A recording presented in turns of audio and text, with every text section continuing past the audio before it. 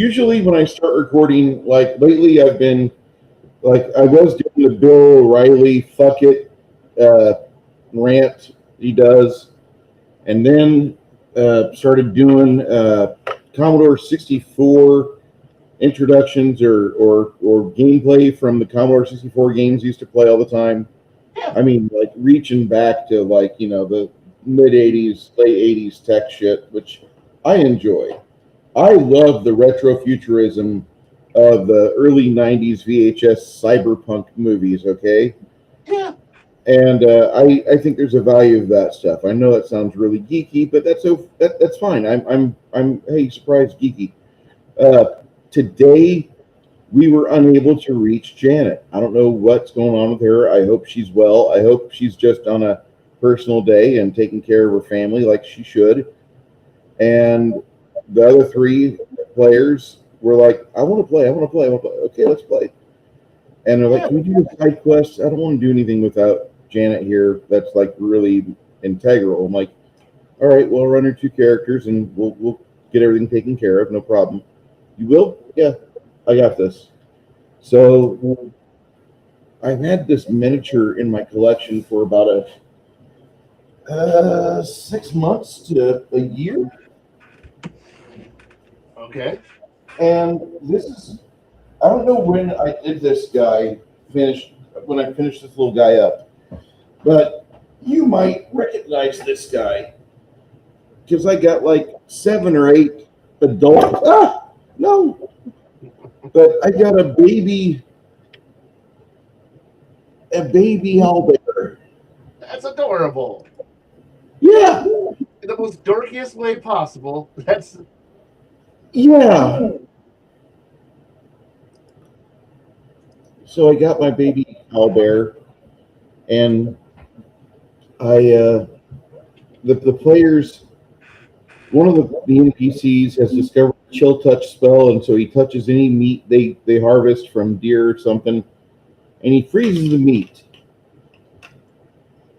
Uh, we'll get into the necromancy aspect later, but that'll be later. But he freezes the meat, puts it in an extra dimensional storage space, and this celestial pops up with red hair. And the guys are like, we just met Wendy, the daughter of Dave Thomas, the celestial. And he's throwing a bitch fit because we're freezing the meat. And the players are having fun with it. And once they leave, she drops a little owlbear egg right there. Fucking nerdy goes ape shit and starts having fun. Like, I want to play with this. I'm like, okay, cool. So he tries to like get the nerdy ogre tries to get his nerd father side out and letting the owlbear gnaw on his arm and trying to imprint on it and trying to feed it. And I'm like, it's pretty ravenous, it's about 150 pounds. At first it's like 300, but that's because all the crap from the inside the egg was on it. But after they cleaned up, about 150 pounds of soaking wet, feathery, wet fur crap owlbear. And the players were going ape shit with this thing, and I was having fun with it. But they couldn't get the thing to kind of like calm down because it's not meant to calm down. It's an owlbear. right. You can't tame an owlbear. You can point one in a direction and be like, go there. And that's about all you could do. Hey, Delfino Roja, how you doing? And that's all we could do with it. And the players were just having a real issue with this thing. And I was trying to make them enjoy themselves, or not make them, but at least offer the enjoyment to them. But at the same time, they were not going to have the best day. And eventually they turned this thing back because it was going after every halfling it found in the city, trying to chew up halflings. It's 150 pounds. It's bigger than a halfling, freshly hatched yesterday. And it wants to chew on every small person it sees. So once they figured out this wasn't going to work out the way they wanted it to, they gave it back to nature. And that was when its mother came along. and we'll see what happens in the future. But I'm gonna have fun with it. That was the majority of the day, and then start sending the players off towards the dungeon, which is where you picked up at.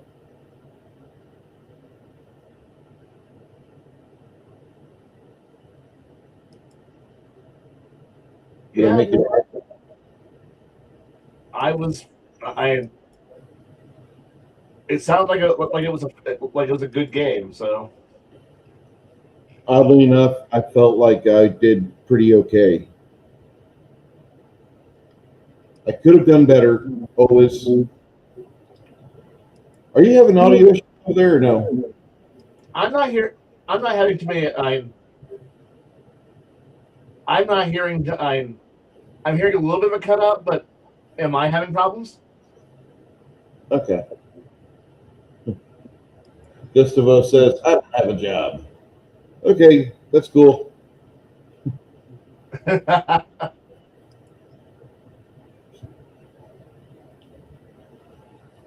Um, so did you play anything this last couple weeks? No, unfortunately, Okay, yes and no. Did I play my usual BattleTech game? No, I was working overtime covering everyone's vacation from the holiday, for the July holiday.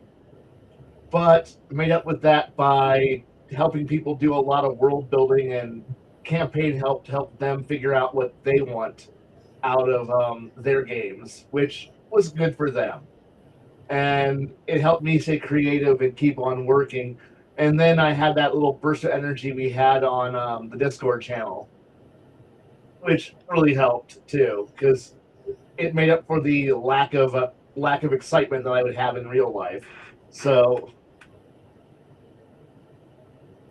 Yeah, Lena seems like a nice person. very much so. And I guess there's somebody else that tagged along with her, but they're just kind of in observation mode. That's cool. There's nothing wrong with that. No, as long as I don't get hacked, and I lose my channel and all my stuff, that's all No, I I ask. don't do it again. Pain in the ass. I just uninstalled. What did I just uninstall? I just got rid of Gilded. I haven't used it in over a year. Oh shit, I still have it. Let me get rid of that. Yeah, you probably do.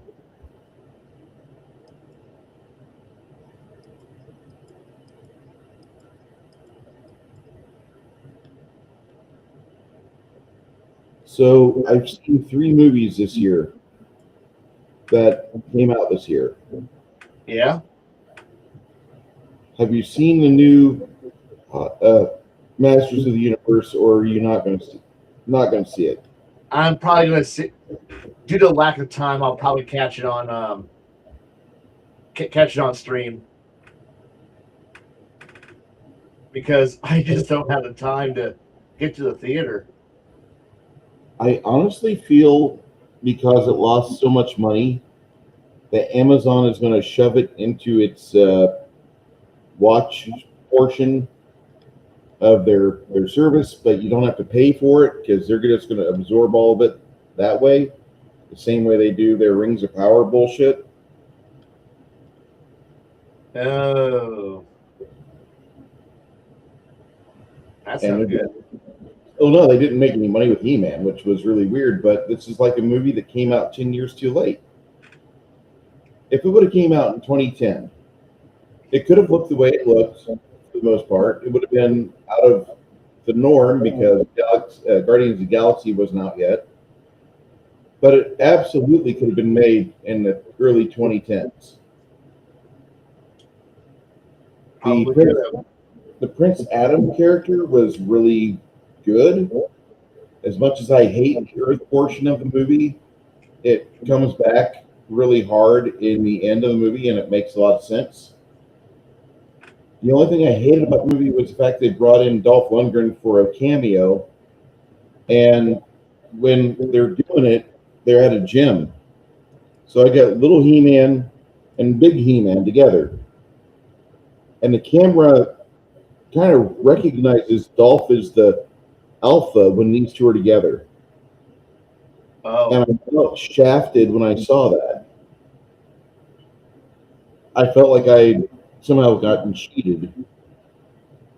And I like Dolph quite a bit. I think his best movies are the, kind of past now, but I still enjoyed him in the Expendable movies, and I still probably one of my favorite top 15 movies of all time was I Come in Peace with Brian Benben and hmm Dolph Lundgren, which is a very good buddy cop movie on its ear because of all the shit that happens in that film with pyrotechnics. They really do a showcase of this pyrotechnician, and the director just knew how to film it. He had a good cinematographer. Dolph was at his A game. I forget the girl that was in it, but she played a good character because she was a woman who never got to see her husband or her boyfriend, whatever he is. But it was a very good movie. And Dolph is in this cameo for He-Man, and I felt like when I saw that, I'm like, wait, why don't we have him in this movie? He could have been more in this film. Actually, I felt like he could have been King Randor. Just my own personal thought. But that's the worst movie I saw this year, and I talk about it like it's an 8 out of 10. I saw Project Hail Mary, which which isn't a bad movie. no. Actually, I liked it a little bit more than He-Man. Uh, I really, I really like Rocky.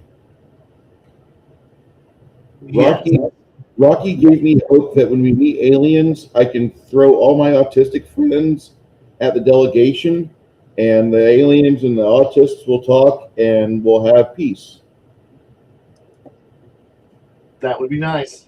It would, because Rocky has severe autism in that movie. Oh I, yeah, I, I love him, but he's the most autistic character I've ever seen in a film, and I don't know if they intentionally wrote it like that or if that's how the book is, but supposedly the book is really good, just like the movie The Martian. I didn't see that until like a year ago.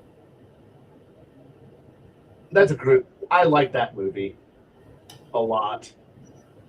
The book is even better.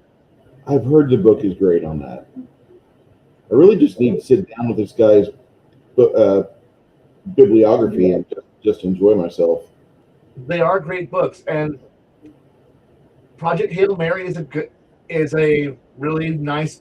It really is a nice book, and they it's not a one for one, much like The Martian's not a one for one, but it carried through in the right ways, and I really like some of the direction they took the movie in, and it just was a I I just like how it played out. It was just a good movie, and it was like, here's science, but without making you feel like you're being lectured to or you're stupid for watching it. Well, Which that's always nice. which is for me great. I hate feeling like I'm too dumb to watch Star Trek Discovery, okay? Yeah. And Hail Mary did not do that to you. No. I actually felt like I came out of that movie with something more in the brain matter than when I went in. I mean, I felt like that movie actually tried its best to educate guys like me. I also like the way it ends. That just makes me happy. And Yeah. it just it's fun. Plus, Uh, all of Good. Rocky's people are hilarious, and I love them. Is that how the book ends? Is that how the book ends? Yeah, Okay. I gotta read that too. Um, the third movie I watched for film. Have you seen anything about this movie called The Furious? No, I haven't. That one went under my radar. I don't know much about that one. What's about it? Uh, a deaf guy has a young daughter, and she gets kidnapped. Okay. And he's searching for her. And he bumps into a journalist who's searching for his wife. The same people have kidnapped both. So they tear apart a city trying to get them back. And when I say they tear apart a city, there's movies that promise a lot. Like Wrecking Crew had uh, Aquaman and Drax together. Jason Momoa and I can't remember the other actor, but he was in Blade Runner 2079, and he was in Guardians of the Galaxy as Drax. Big fella, Bautista. Okay, so he's in that movie with Jason Momoa, and they promised to tear apart Hawaii, killing Yakuza. And Wrecking Crew is like a 6 out of 10 action film. It barely gets the job done. It's not very enjoyable. It's hard to watch. It feels more than it connects. But yet, when you watch a movie like The Raid or The Raid Part Two, Mirandol, you know that their focus isn't on acting. Their focus is on stunt work and making the fights look really good. And those same people that were involved with that got involved with The Furious. And once again, we have the best movie of the decade coming out of that side of the world once more. And the Furious is just a nonstop, wall to wall, balls to the wall action film. And you're not going to see anything like that out of an American cinema producer, because they are playing everything far too safe. And at the best, we're going to get movies like He-Man, Masters of the Universe, 10 years late, where they have human resources values as a virtue. That's the best we can get. I don't know. I I think there's a new generation of people who are aiming. I want to say aiming lower, but coming in with low budget and lower expectations, but making out with lots of money in return. Because you kind of saw it with Godzilla minus one, tiny budget, big return. Oh God, that's a good movie though. Yeah, it was. Then you had like last year, you had Markiplier come out with his own privately funded, privately distributed movie that he made on a tiny budget, and compared to a big giant blockbuster that comes in with huge quantities, he made multiple millions of dollars, but it was a small budget and independent distribution made a ton of money. Um, the back rooms, independent films, small budget, comparatively to the budget, giant returns. Well, not compared to, like, it didn't make $1 billion, but it made way more than its budget to create, and the story was original and it was actually pretty good.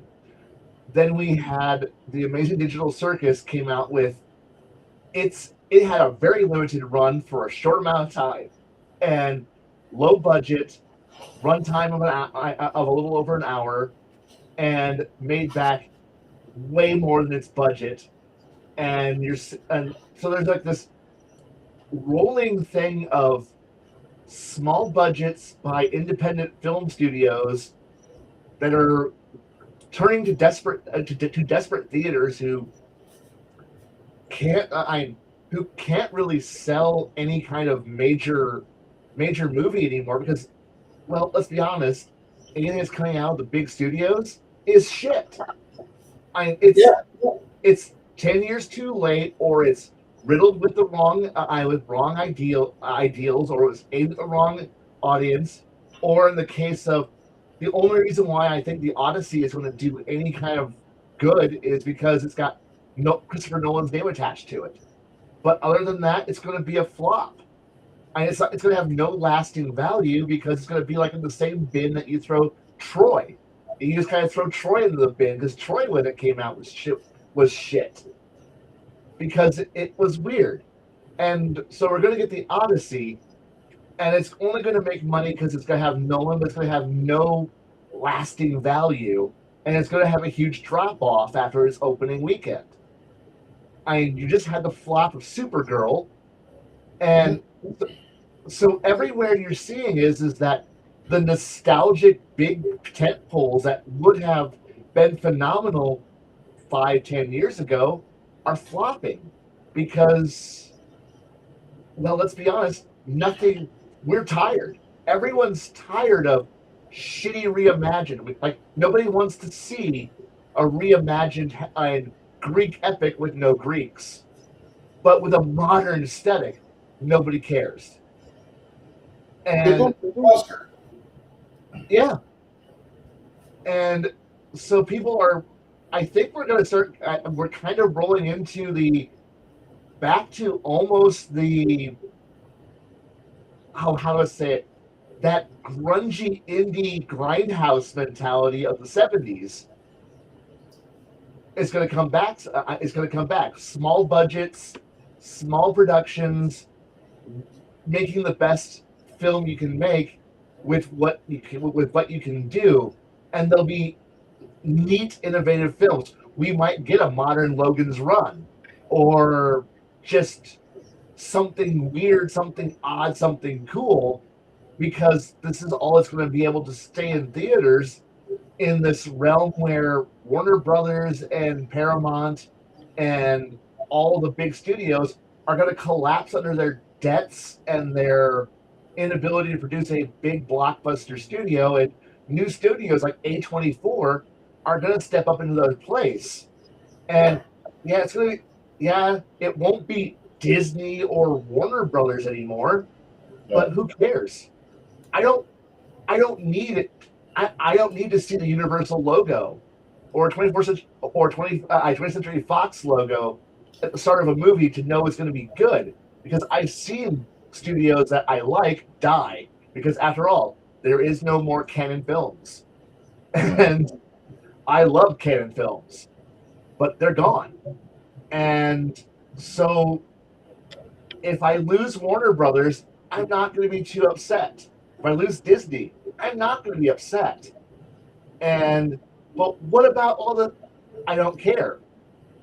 I'm not invested in their survival, because honestly, with A24 out there, A24 goes, we can do drama, we can do horror, we can do independent productions, and we're just as good as sure, it's not as flashy as the big studios, but who cares? And I'm okay with that. I want a modern Big Trouble in Little China. No, I don't want a remake of it, but I want. It's like, I don't want a remake. Like, I'm not saying I want another Big Trouble in Little China, but I want a film like that, where somebody just comes out with a cool idea and then races with it and gives us an Escape from New York, or a Big Trouble in Little China, or I don't want a rehash of something I watched 30, 40 years ago. I want something new. I want people to make gambles on things. I want to see, as I mentioned, Logan's Run or a Death Race 2000. But, somebody taking a cool idea and going with it, because in certain corners of the internet, there are people who are just coming up with really cool ideas, but they're just fizzling out in the, they're out there in the net, and because they can't win over boomers and Gen Xers, the old Gen Xers who are useless borderline boomers themselves now, the boomers who just I don't understand the internet, and then a bunch of ignorant twatland who have all the money and none of the brains and have no culture, because, well, we've been the dominant culture for 60 fucking years. And they never got out of the way because they're the fucking boomers. And let's be honest, we Gen Xers didn't do fucking anything with ourselves. And yeah, we're just kind of just coasting on nostalgia now, and well, we're aging out. And well, what's going to come after us is when the corporations can't coast on 80s nostalgia for another 40 years, they can't. I mean, we're seeing that any attempt to like milk the last drops of 80s nostalgia is not working. I mean, and for me, that's not a bad thing. Finally, we might get to see something new, people taking gambles again, and making a fun movie, a daring movie on like, hey, I made a movie on a budget of $5 million or $15 million, and my marketing campaign is I made a TikTok video and I paid $10,000 for it to be to go viral a little bit, and I put out some small little things, and poof, okay, cool. I now have a marketing I now have 100 theaters who are now going, I want to show that movie.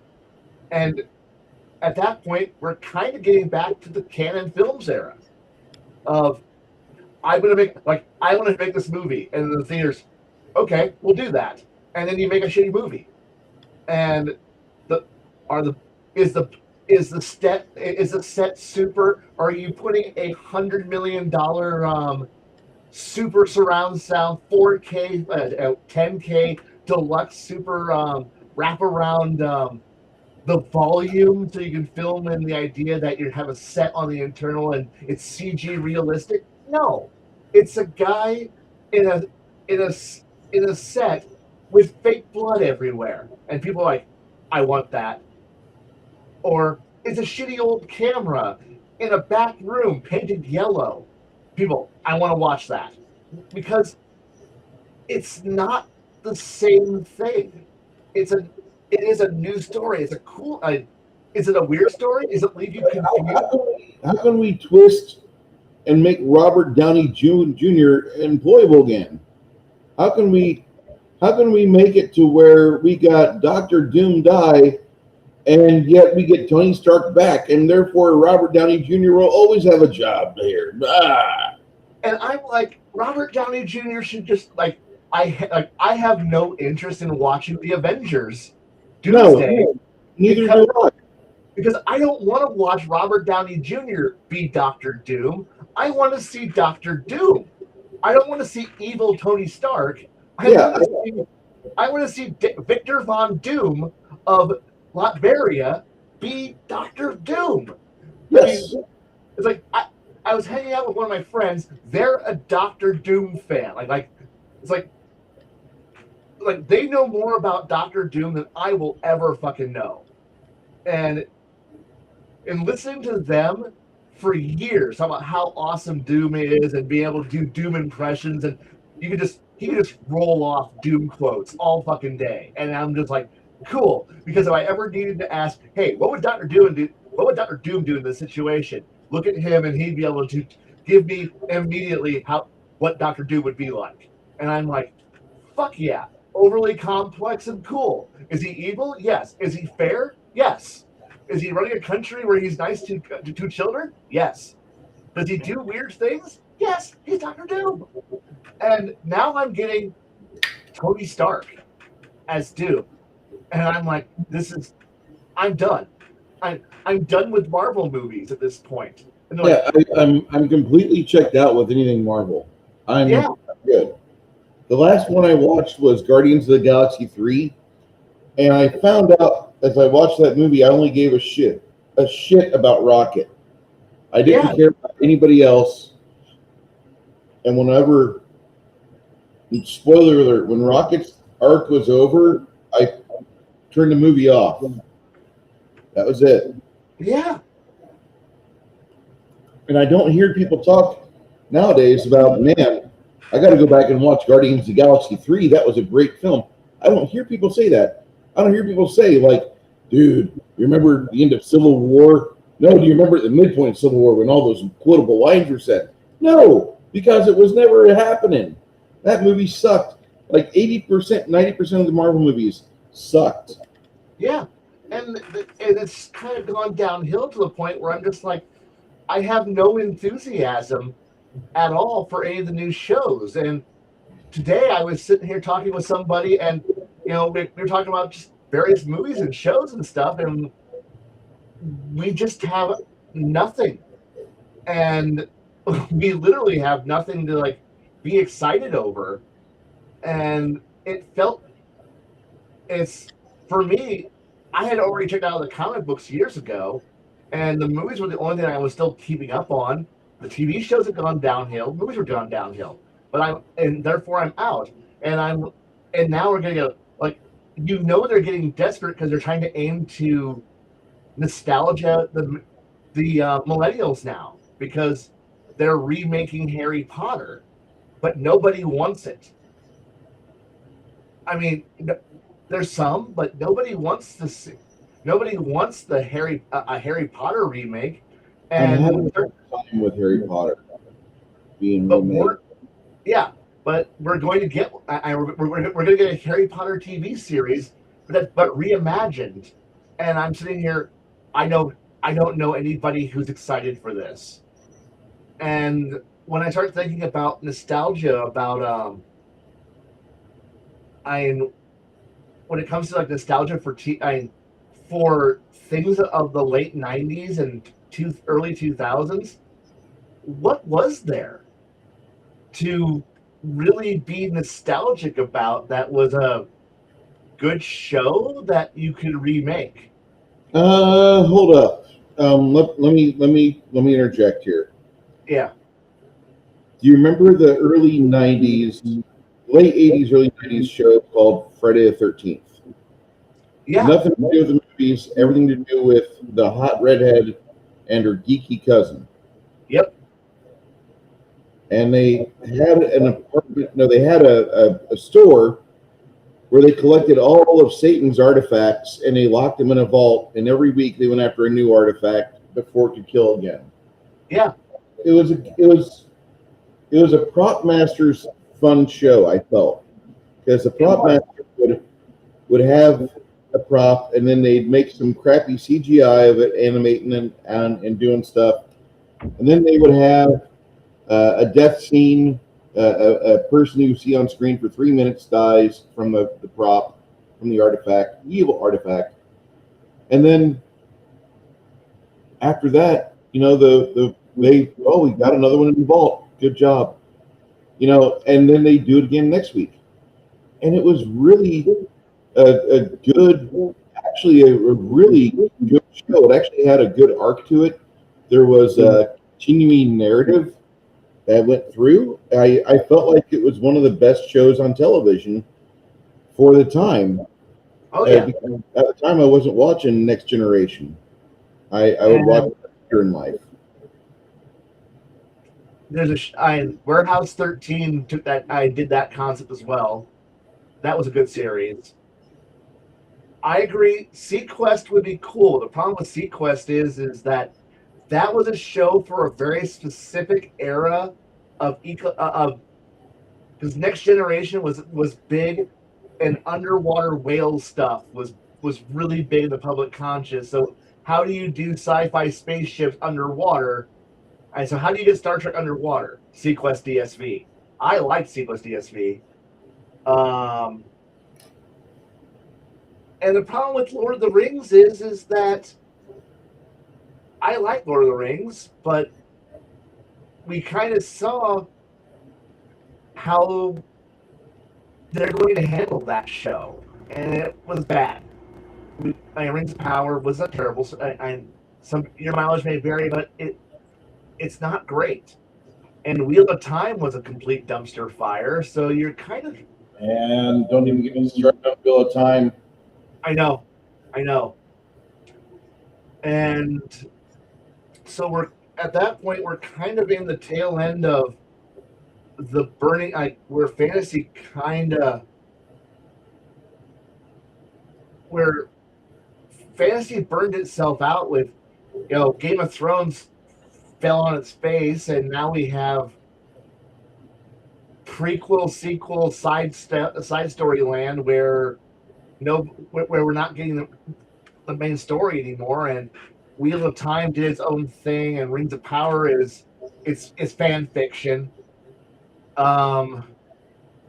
And so we're not going to get a good fantasy show for a while. Zombies have burned themselves out, and we're probably not going to get a zombie resurgence for a bit. And yeah, you're right. Oh yeah, and Stargate unfortunately gets canceled because the creators wanted to actually have it be Stargate rather than a new reimagining of Stargate. I'm like, the people who want to watch Stargate are Stargate fans. You have a built-in audience. No, we don't want. We're going to cancel it because it's too close to the original material. It's too nerdy, and I'm like, I think we're at the tail end of everyone going, no, we want to go for the new super, the modern audience. Well, the thing is, the modern audience doesn't exist. It's a myth. It doesn't. There isn't any anywhere, and so the only way you're gonna. And I want to have that point where we go back to, hey, just tell a good story, and the people will come to it, and watch happily. Yep. Welcome in, Crafting Gamer. Hey, Crafting. There you go. Hello. Nerdy, if you want anyone, nerdy or anybody else, you guys know where the links are at in general. Go ahead.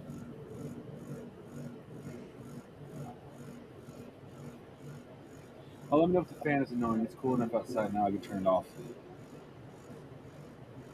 You're a little quiet on there. Yeah, you're a little quiet. If you move the microphone, Sorry, I turned my head for some reason. I was saying if my fan's annoying, I can turn it off. It's cool enough outside now. I can safely do that. Okay.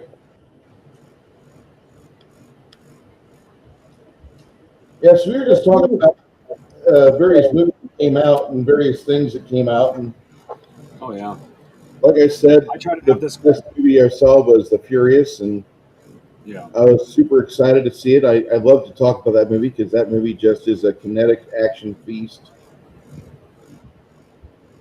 But I'm also one of the few people I know that almost gets off talking about the movie The Raid. Either of the Raid movies. I've had a talk with Connell about modern cinema. It's not something we can talk about. Connell loves to throw out there, oh, just think for yourself.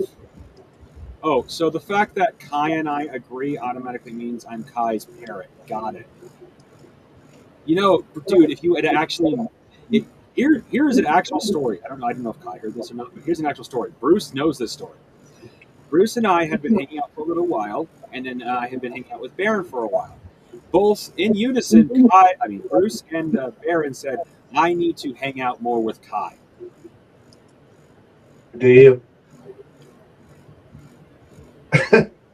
Hey, they're the ones that said it. So that tells you, at least by Bruce and Baron standards, Khy and I already had a very similar mindset. But no, despite the fact that I actually do make my own decisions, the fact that Khy and I have very similar mindset obviously means I can't think for myself. It's like, Connell, shut up.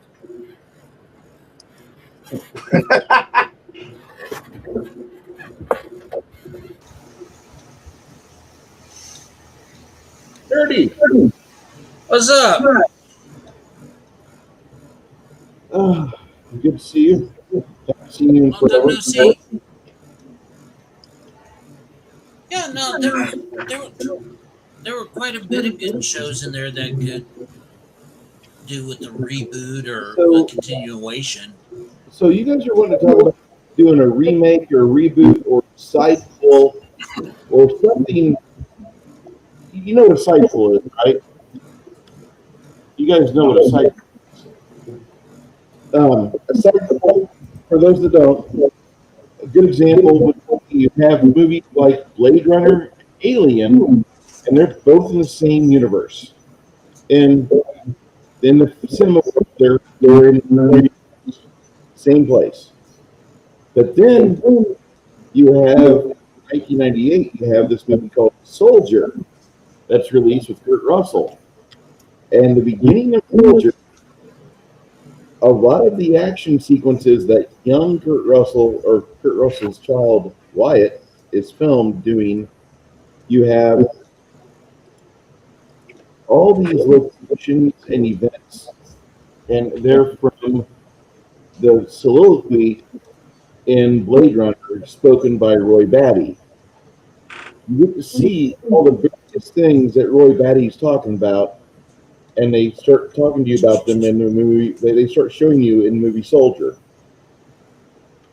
So Soldier is in the same universe. Also, there's a sequence where they're dumping trash on the world, and one of the pieces of trash is a spinner. But Soldier, Yes, I know the movie you're talking about now. Soldier is a perfect cycle. Yeah, I that's actually one of my favorite movies. I actually grew up with that movie. It was a friend of mine many years later that pointed. No, not a friend of mine. Sorry, he pointed out after I seen it, but online someone pointed out different objects that are found in both the Blade Runner and Alien universes, or in this case, storylines, since they're all in the same universe.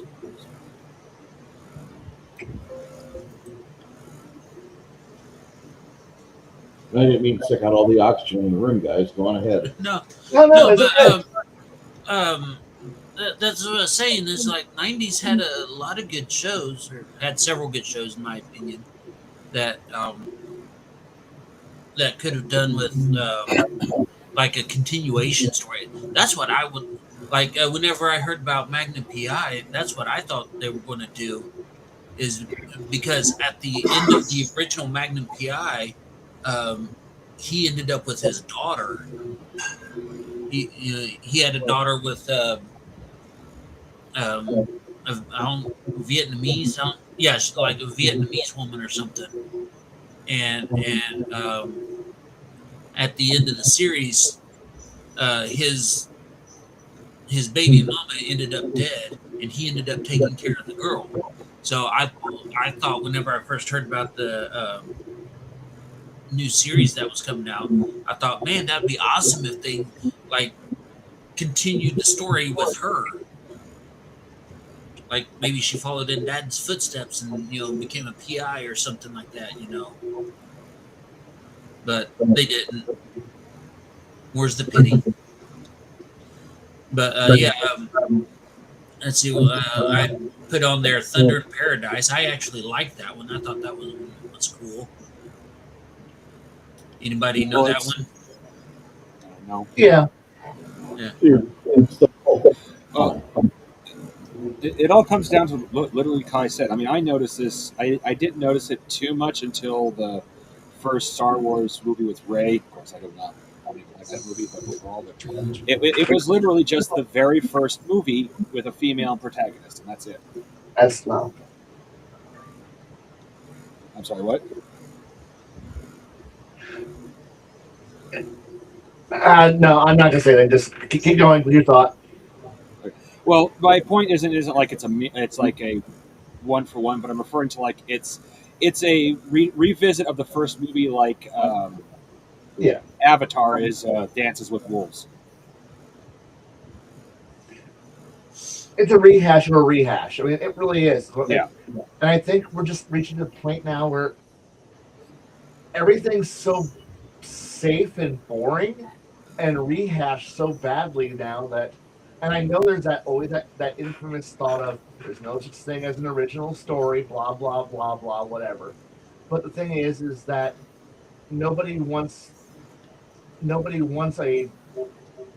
If we're going to have another Blade Runner, make it a movie that's in the Blade Runner universe, which is kind of what Blade Runner's sequel was. But nobody wants a redone version of that. Nobody's clamoring anymore for yet another thing of a 50, 60, 70-year-old project, and No. it's flopping. It's like, hey, it's like they're running out of steam. Yeah, we're nerds. We can quote things from the 90s that were popular, but the 90s was kind of a vacant decade where not much really came out of it that stuck around. I Yeah. yes, Well, we loved Sequest DSB, but can you remember what happened in third season? Where they no, basically actually not. rewrote the Entire show, entire show, and the submarine ended up into the future and they with got just rid, like a handful of the crew.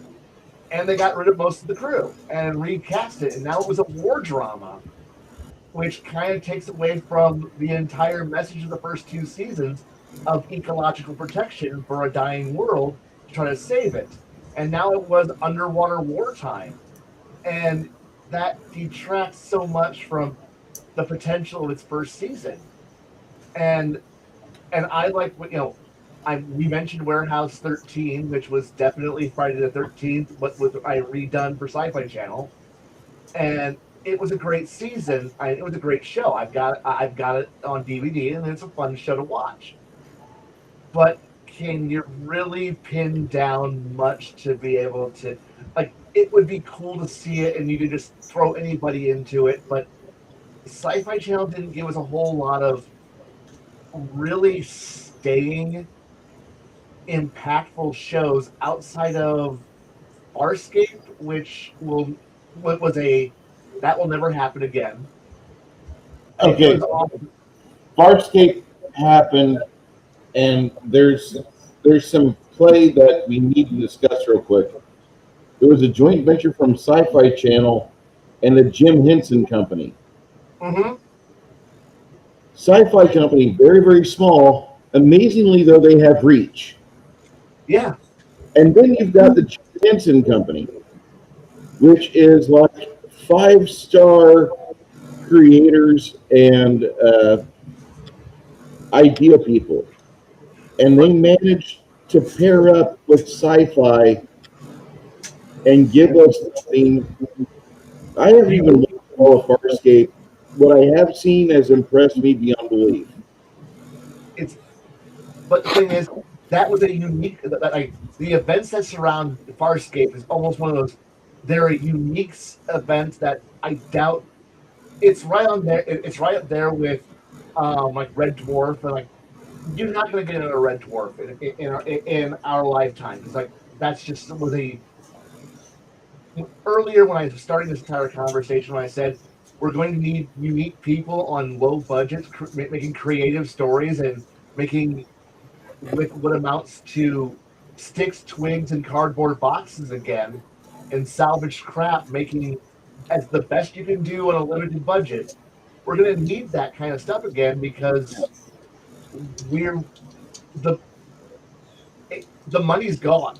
I mean, Oh yeah. the money laundering of the 2000s and 2010s is gone. I mean, there's just nothing left to do this, and the last gambles on can we throw a bunch of money to put somebody in tights and have them shoot laser beams on a green screen? Is that we're not succeeding there anymore? I, Which yeah. I'm okay with finally ending 20 years of superhero movies being Oh the god. only thing that's in theaters. I I want like I hate to say it, I want a we have Project Hail Mary, which was a modern day 2001. It's a movie you sat down and go, this is an interesting movie, and you walked out thinking. Much like 2001 was an interesting movie, and you walked out thinking. Are are the like it's going to be a movie which people are going to remember years Yeah. from now, and I wouldn't mind seeing like Dark Star or something like that.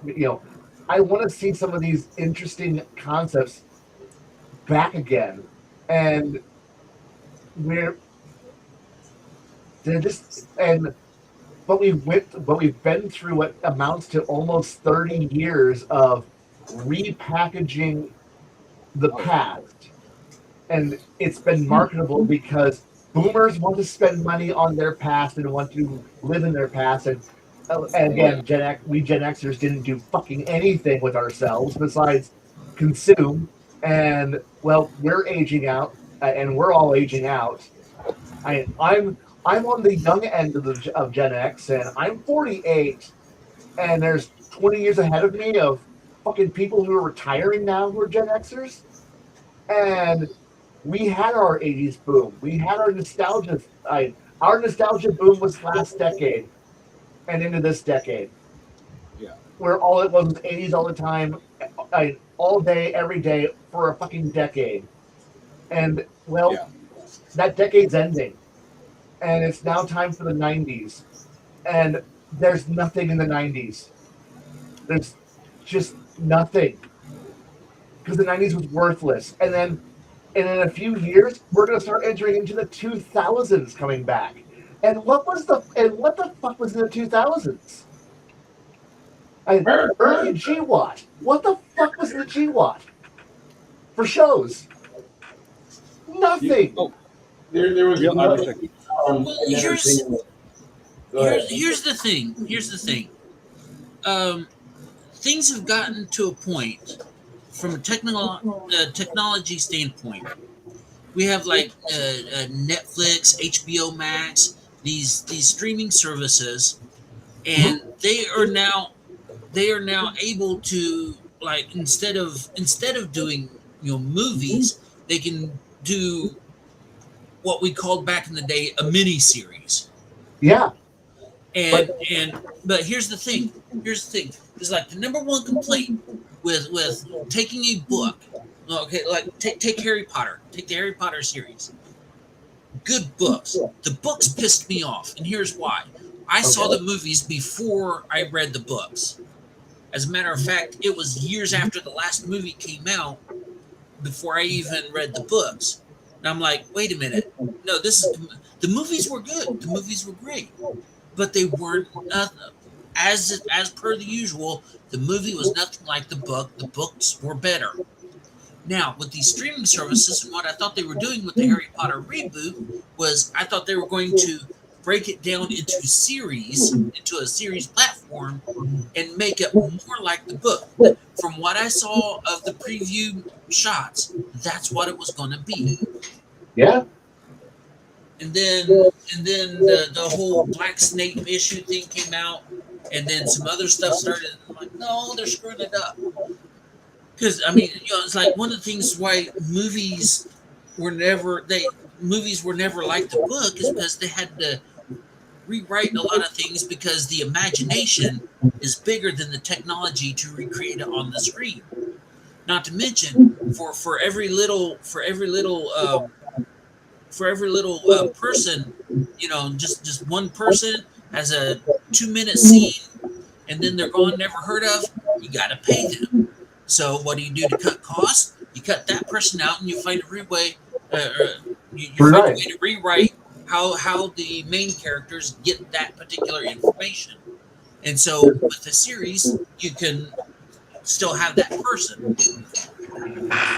There is another aspect that we're kind of missing here, that Netflix and Amazon and all of these companies have kind of killed, is that they come out with a phenomenal first season, and then you wait 3 years for season 2. And whatever momentum that you had going into the next show is lost. And because it was a problem with, I'd say, with Wednesday, with that show. The first season, I was hooked, and then I waited 2.5 years for the second season to arrive. I didn't care anymore about it, because I know these are mini series, but the problem here is that I don't want to watch a show 2 years. I don't want the continuation 2 years from now. I want the next part of it, when it's still in living memory. Because that was kind of the benefit for old Trek, was the idea that you had 28 episodes. The summer was off, then 28 more episodes, and you had season after season after season. I don't care. And with Doctor Who, 10 to 12 episodes. Summer, 10 to 12 episodes. Christmas, and the series were in back to back, so you had this momentum building. But now that we're in this prestige thing where every single one of them goes, but we're making like 3 movies back to back, and I'm like, so did Star Trek, and so did the Next Generation. They somehow managed to do 8 seasons. It was really hard, and it was back, it was a miracle that we did it. And I go, but you did it.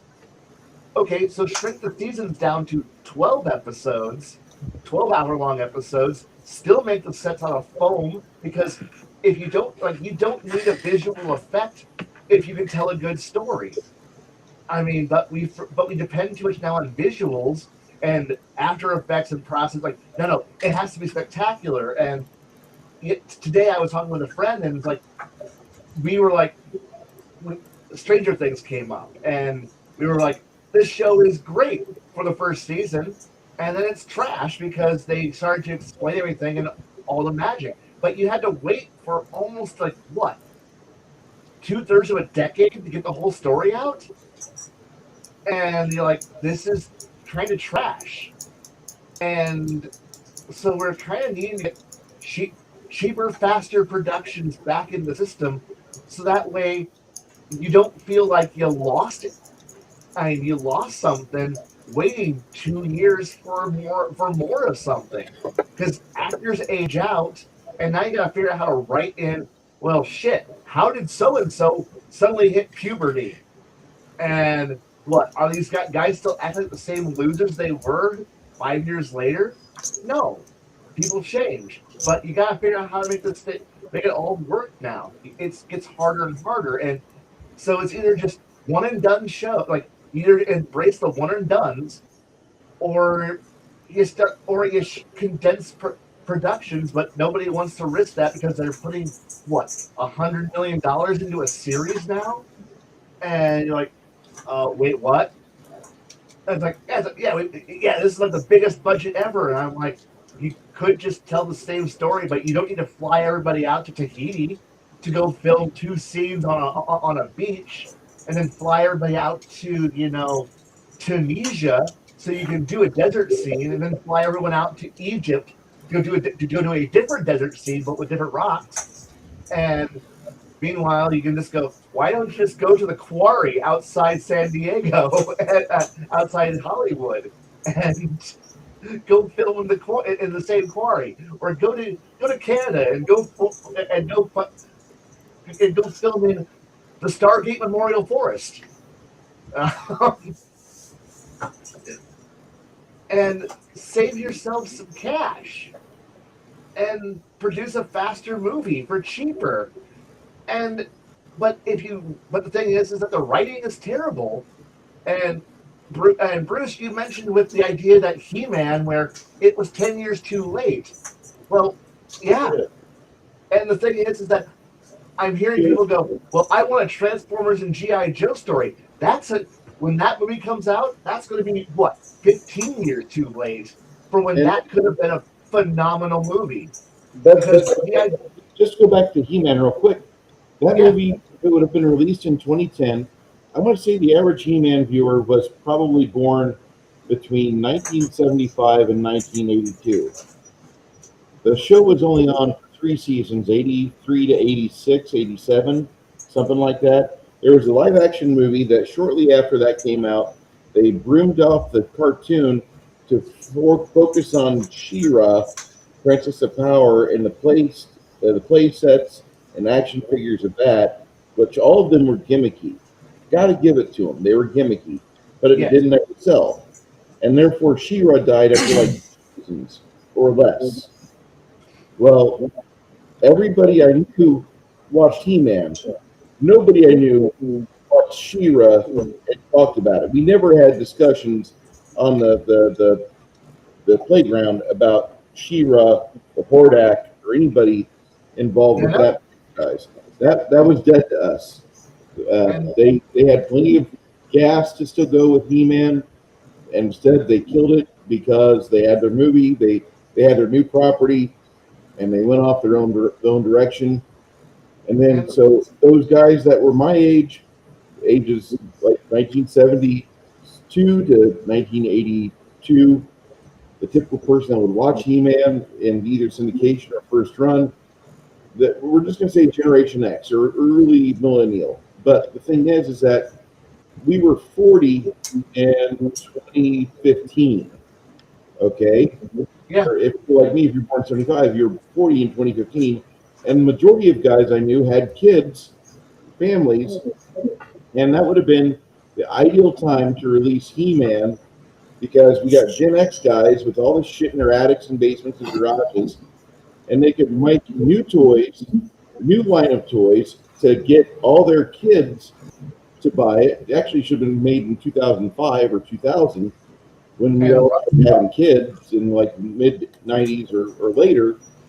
And that movie could have fucking sold like gangbusters. Instead, the movie's going nowhere. There's no fucking toys. There's no play sets. There's no nothing for He-Man coming out. I know. Go ahead. And we also had like the first attempt to reboot He-Man in the mid 2000s, the cartoon series, and that was pretty cool. Yeah, and then fucking Mattel killed it. And then Mattel killed it, and the toys because the toys didn't move because they weren't marketed. They weren't marketed. They were also $22 an action figure. Yeah. When your average pay, your I'm not trying to say that the people that were buying it were minimum wage, but minimum wage was between $5 and $7 an hour, and that's really not a good trade at all. It's not a good trade-off. And so many of the things that we push for kids don't get any marketing whatsoever anymore. Like you don't see commercials for anything, you don't see pushes for it. They just throw the toys out into the market and they die there. Everything that's worth getting a hold of has an app with just a bare bones amount of time in it. If there's any legs to it, you'll see it on fucking, what is it, Fortnite. And actually, I gotta say that the one place where Fortnite really does things well is whenever they get a comic license and they get the comic accurate models in the game. Yep. They have like 10 or 15 little Spider-Man now, and each one is from a different era of the Spider-Man comic book. They're doing a good job honoring the legacy of Stan Lee. Good job. I'm not saying I like Fortnite, far from it. I'm just saying that like that's the only place where you're seeing merch. Or they're small indie productions that are going their own way to market this stuff in their own fashion. Like, because you can't go to Mattel anymore. You can't go to Hasbro and say, I got a toy idea, because Hasbro doesn't give a fuck about anything anymore. Mattel doesn't exist for the most part. And you get this thing of, well, who makes toys anymore? And now people are trying to like find like new toy makers, and they still exist, but you're now having to like look for independent marketing. And I know I mentioned the Amazing Digital Circus just recently, or earlier in the stream. They funded their entire project that Glitch makes. Every episode comes with its own custom toys for that episode, like custom standees, custom pins, custom. So like A24 and Glitch have both figured out that if you're going to produce anything these days, you gotta sell the merchandise simultaneously with the release. You can't wait 6 months to it's cool. I gotta sell, like, it will sell toys 6 months from now. No, they're both going, hey, did you like that episode? Buy the merch for it right now. And that's why I think A24. Well, that's one of the side effects of the internet. Yeah. Because back in the 80s, yeah, you had to wait 6 months because, well, you had to wait for everything to kind of slowly spread like a virus and get out there, word of mouth, you Yeah. know. And but now it's like you show something and it's like boom out Boom. there. It's instantly, you know. Yeah. But And so but it's like I heard about this one guy. Uh he like made some decent money selling shirts with interesting things he seen printed around town. He would see something interesting, he'd have a bunch of shirts printed out, and then he would sell them. You mean like Hungar? yeah. But the thing here is that yes, Hungar. Now, but the thing that we're kind of looking at the problem here is that legacy media, to use the term that you hear a lot, legacy media, which is the big production companies that we think are the drivers of culture, are are dinosaurs. They don't they have no the only influence they have is with old fucking like is with people who are drones or people who don't think. So do you have a bunch of people who have gray hair? Fuck yeah. Man, Warner Brothers is the best thing in the entire universe. Paramount, fuck yeah. Man, I have gray hair and I worry about my blood pressure. I'm happy to have merchandise sold to me 6 months after I watch a show. Man, thank thank God I went to get my prostate checked because I want to go buy merchandise for Stranger Things 8 months after I watch the show. Sadly, Here's where everybody's missing it, Khy. what? Here's where everyone's missing it. Yeah, Right now, if you have a successful thing coming out, yeah, what you do is a month before release, you can test bed it by having some jackass get on Blender and make STLs. And yeah. here you go. You like this show? Print off these STLs or have your friend print them off. Have somebody paint them up and put them on your mantelpiece because you like this. And if you do like it, give us a Patreon. You got $1 a month. You don't have to be a subscriber for that long, but just give us a couple bucks. No big deal. Buy me a coffee, etc. So you have the ability for people to take the STLs and either print off themselves or take them to a shop where they can be printed. And now we have merch. Now I can cut out Miss Patel, Kenner, Fisher Price, all the bullshit. Now I honestly feel these companies have an arm where they can take and completely go and force their ability to shake hands with Joe Consumer and be like, just give me a couple bucks, man. Here's some STLs. You love Stranger Things. Get off some printed. Get off the print off the miniatures of the 4 kids on bikes and enjoy the show, man. Really appreciate you. Thank you so much. But here's something we had done because we like this. We don't have any actual merch yet. That's coming. And then just let the STL number downloads fucking show for themselves. And they will.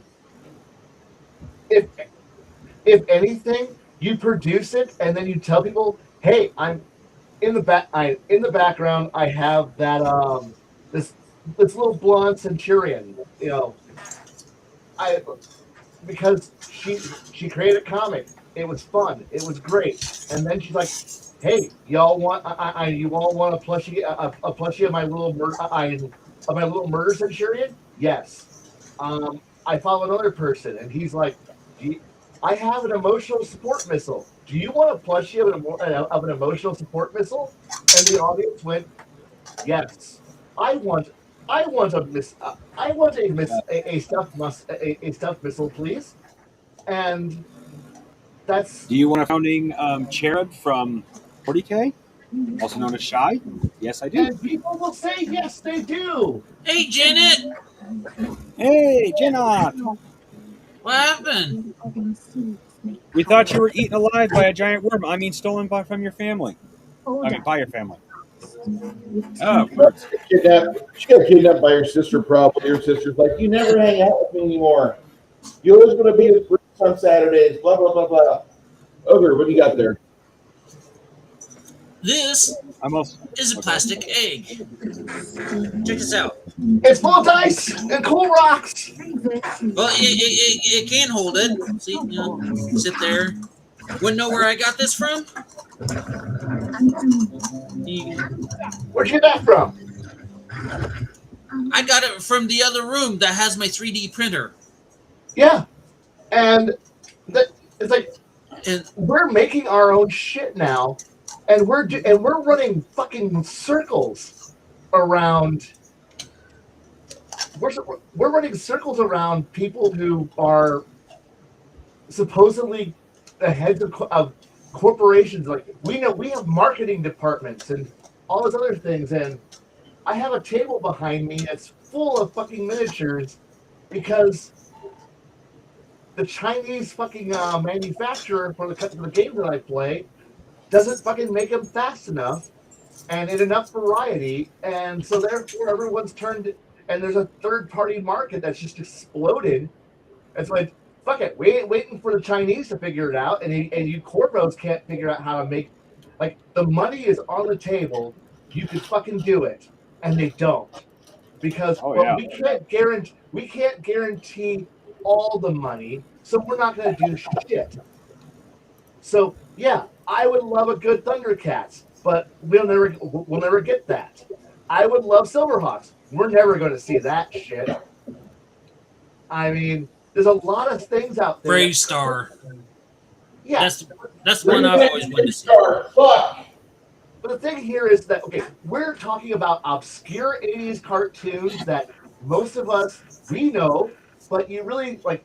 Hey, do you want to like? Here's this weird show, and people are like, I don't know what that is, and well, it was on for 2 seasons in the mid '80s, and it had a time slot between Snorks and some other obscure show, and you're like, oh, okay, I didn't even know that existed, and you're like, yeah, nobody really watched Snorks, and it had a really shitty time slot, and it was on ABC, so nobody watched that shit, or it was on CBS, and nobody watched that, and Well, that was the Snorks were to combat the popularity of the Smurfs. Worse. I know, but I'm only making fun of the fact that we're a niche set of nerds who would go, it would be so cool. Now, can you propose a new show? Because realize that we've kind of moved away from episodic nature where it has to reset every week. And can you push a interesting story that can play over 10 episodes and then reset and then get the next season out in an interesting manner while also making a toy line that can actually be interesting, and that becomes kind of harder and harder to get because things have changed and most of us can't do that. And the marketing, and you gotta be able to sell it to dweebs, to corporate suits, and they're not going to listen to shit. So, and considering that these shows didn't do well in the '80s, and now you want to try to say, make Brave Star, okay? You gonna sell that to modern people? Westerns aren't popular. aren't that popular anymore. No. And so you're gonna go with, hey, we want a show about cybernetic space cowboys fighting crime in the future with a toy line. That's a cool idea, but you gotta realize space isn't very popular. Space is popular, but it's not. We've lost the dream of the future because there is no future, and westerns aren't popular anymore. So you're marketing it to people who are like cowboys, and the only people who still like westerns are a bunch of people who are like, I don't even watch TV anymore. It's full of liberals. And I don't watch that shit. I'm gonna go watch this show about people who are ranchers. I'm gonna go watch Yellowstone. And you're like, fuck. God, you're useless people. And because we're stuck in this era where everything's gotta be a fucking, live action, reality TV drama era where it's like, what the fuck are you gonna watch? What? A reimagined of season 43 of Survivor? Hey, we'll get Cyber Bear Grylls to jump out of an airplane, drink piss, and get bit by spiders and snakes, and tell us about how awesome shit is. Okay, that's cool. I mean, that's like, what do we got? Another cheap version of America Ain't Got Talent. Okay, cool. Lost is kind of trash because it was one of those. It ended so badly because it's like, it's the mystery box. If we don't tell anybody anything, you guys will all figure it out. You'll write your own stories, and now it's, oh shit. Now we got to end this show, and it ends badly. I mean, hey, we're gonna get a animated Firefly. That's a good show. I mean, that was finally people can shut up, and we'll finally have. Now, mind you, I kind of want Firefly back, but when I was wanting Firefly back, that was 15 fucking years ago, and we're not there anymore. Everyone's old now, and I'm sorry, I don't want to watch a bunch of geriatrics running around in space doing geriatric shit. I know I really love the scene from Picard season 3 when they powered up the D, and wow, a bunch of old people get to feel special because they're back because they managed to get their 1968 Cadillac back running, and they can go fly around in space. Be like, man, remember when we were young? Not really. We weren't young back then either. But we were younger, and now we're still, but we're old and still in our prime. We can still show that despite being all getting welfare checks, we can still fucking do something, which is kind of a dying way of saying, hey, look, we have a turtle on life support, and he's important. We keep him in Congress because he's a dead turtle, but he's not dead yet. One of these days, I'll go a month without having Mitch McConnell get mentioned around me. When he's dead, that's when he won't be mentioned. There'll be one last gasp of he'll go the fuck away when we bury him. But hey, Mitch McConnell and Pelosi and all these geriatric motherfuckers who are in government is a great way to point at where Hollywood's at. A bunch of old ideas and old shows on life support get wheeled out. Go, remember this thing? It was cool once.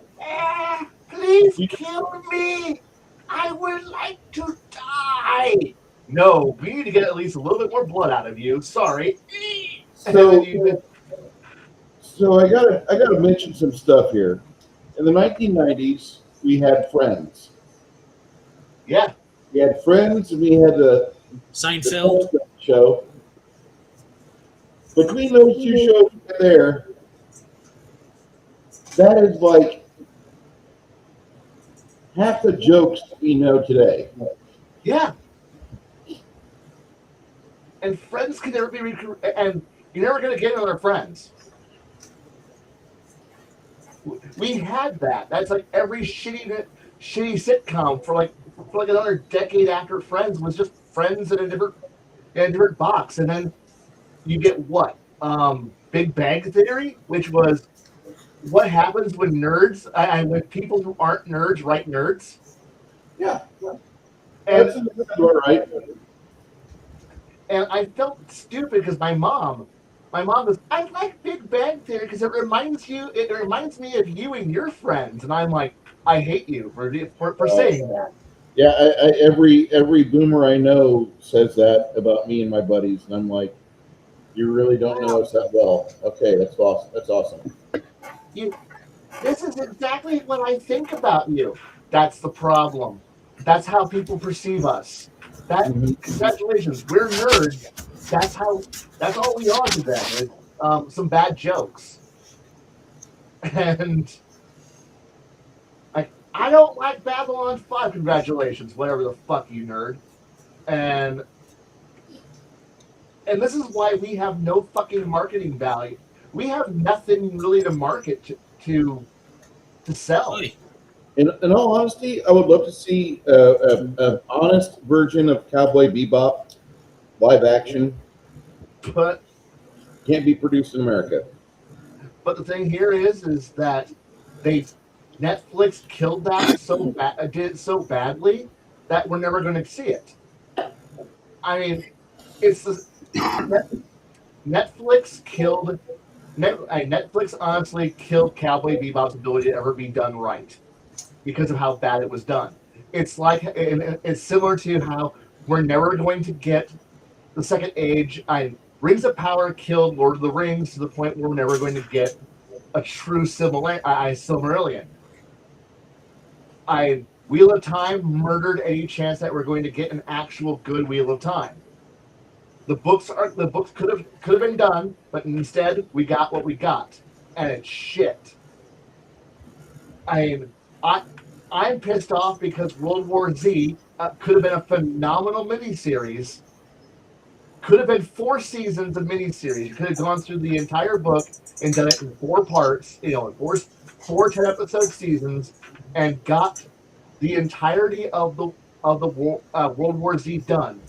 But instead, we got a shitty action movie,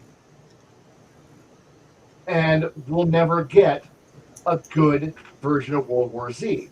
The time period that it would have worked is now in our rearview mirror.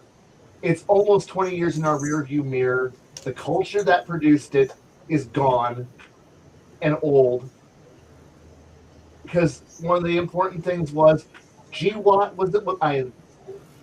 the Global War on Terror was still raging when that book was written. It's written on the idea of following the unpopular Bush presidency, and something happened. It was an era that's gone, and you can never recreate it. By the time any of these things that were done poorly in the last 10 years ever get another shot of being made, we're going to be fucking gray-haired or in the ground. We're going to be dead before we get another chance at any of this shit getting retold in a good way. We're never going to see it because of how bad it's been. Here's the thing. Even at that, I kind of foresee in the future, and maybe way. I know it's going to be after we're all dead and gone, but it's like way into the future though, where Hollywood and the whole movie industry is going away. It's just going to be gone.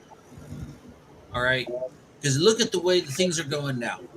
They just keep making bomb after bomb after bomb. It's Okay, going to that's what this whole conversation is about. They just can't really make anything good. And if they get a hold of material that is good, they fuck it up. So now, once you take in, the way AI is and streaming services like YouTube, Rumble, all that, we're gonna you see it where it's going to start where we make our own damn shit.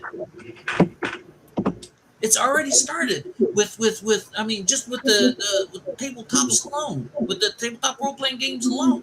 I mean, we're sitting here, we're telling stories, and before long, people are going to start, just making movies around it, making shows around it, posting them on YouTube. All right. Counter for this. The idea that AI is going to replace movies No, depends on the idea that Anthropic and DeepSeek and all of these companies can actually continue to stay viable enough to give us access to the rendering programs to be able to do this. The problem here is that we're rapidly reaching the point when the cheap subsidized ability to produce tokens that can be burnt easily and cheaply to produce these movies and pictures, the prices of them is going through the roof. And soon we're not going to have access to this free, infinite power of AI future.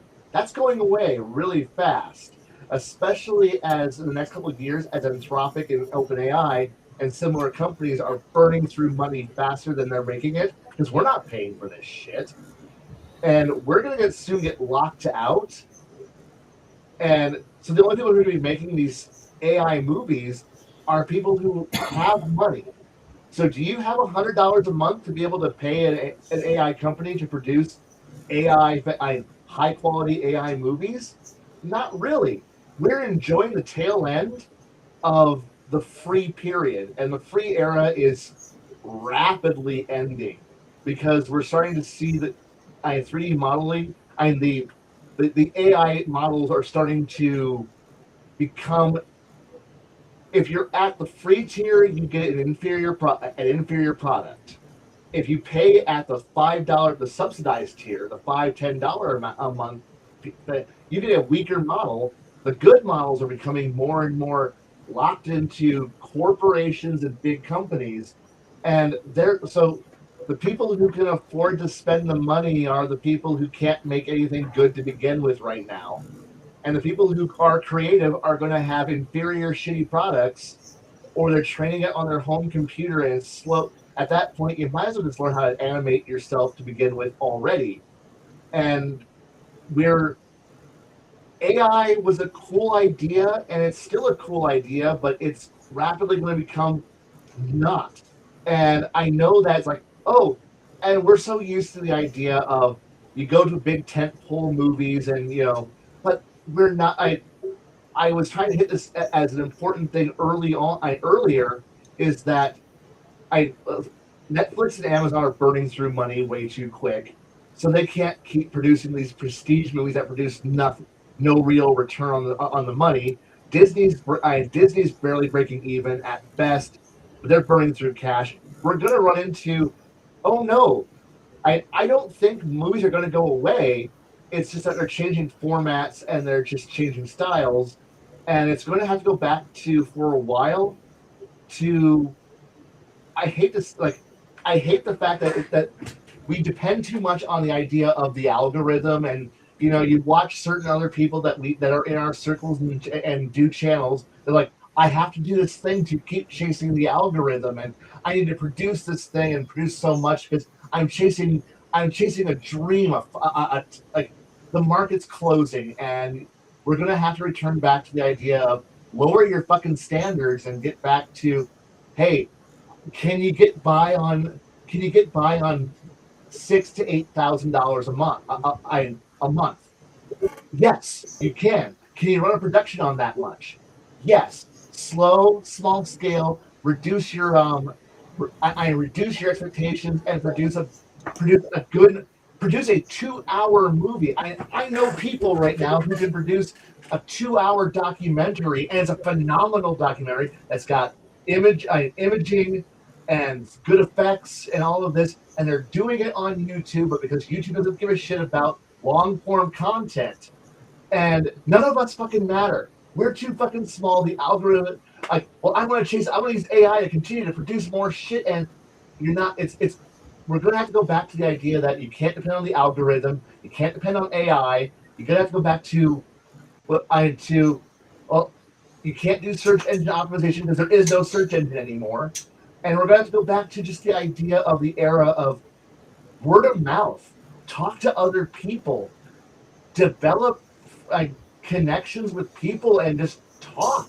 Because that's the only thing that's going to be around is small, independent little productions that grow up and we just need to accept the idea that we can't wait for a corpo to come around and go, here's your newest generation of slop. Here's your sanctioned slop from, like, oh no, we have to wait till Hasbro comes around to give us a new TV series. Fuck no. Create your own shit. I Okay, fucking do it. but here's the thing. I don't think you fully understood what I was saying. All You're right? talking about you're talking about the here and now. I'm not going to deny that any of what you're saying isn't true. I'm not going to say it. I'm talking into the future, well into the future. Okay, and yes, it's we're on the AI is on a downward slope. It's going to pick back up, and then it's going to go down again. That's until it finds its level. That's the way it works. I mean, look at the telephone. When the telephone first came out, first of all, it was only in like major cities, and Yeah. and then But by and if you had one in your house, that meant you were flipping rich. the only the only counter to this is going to be is we're trying to predict the future, and nobody's accurate at predicting the future.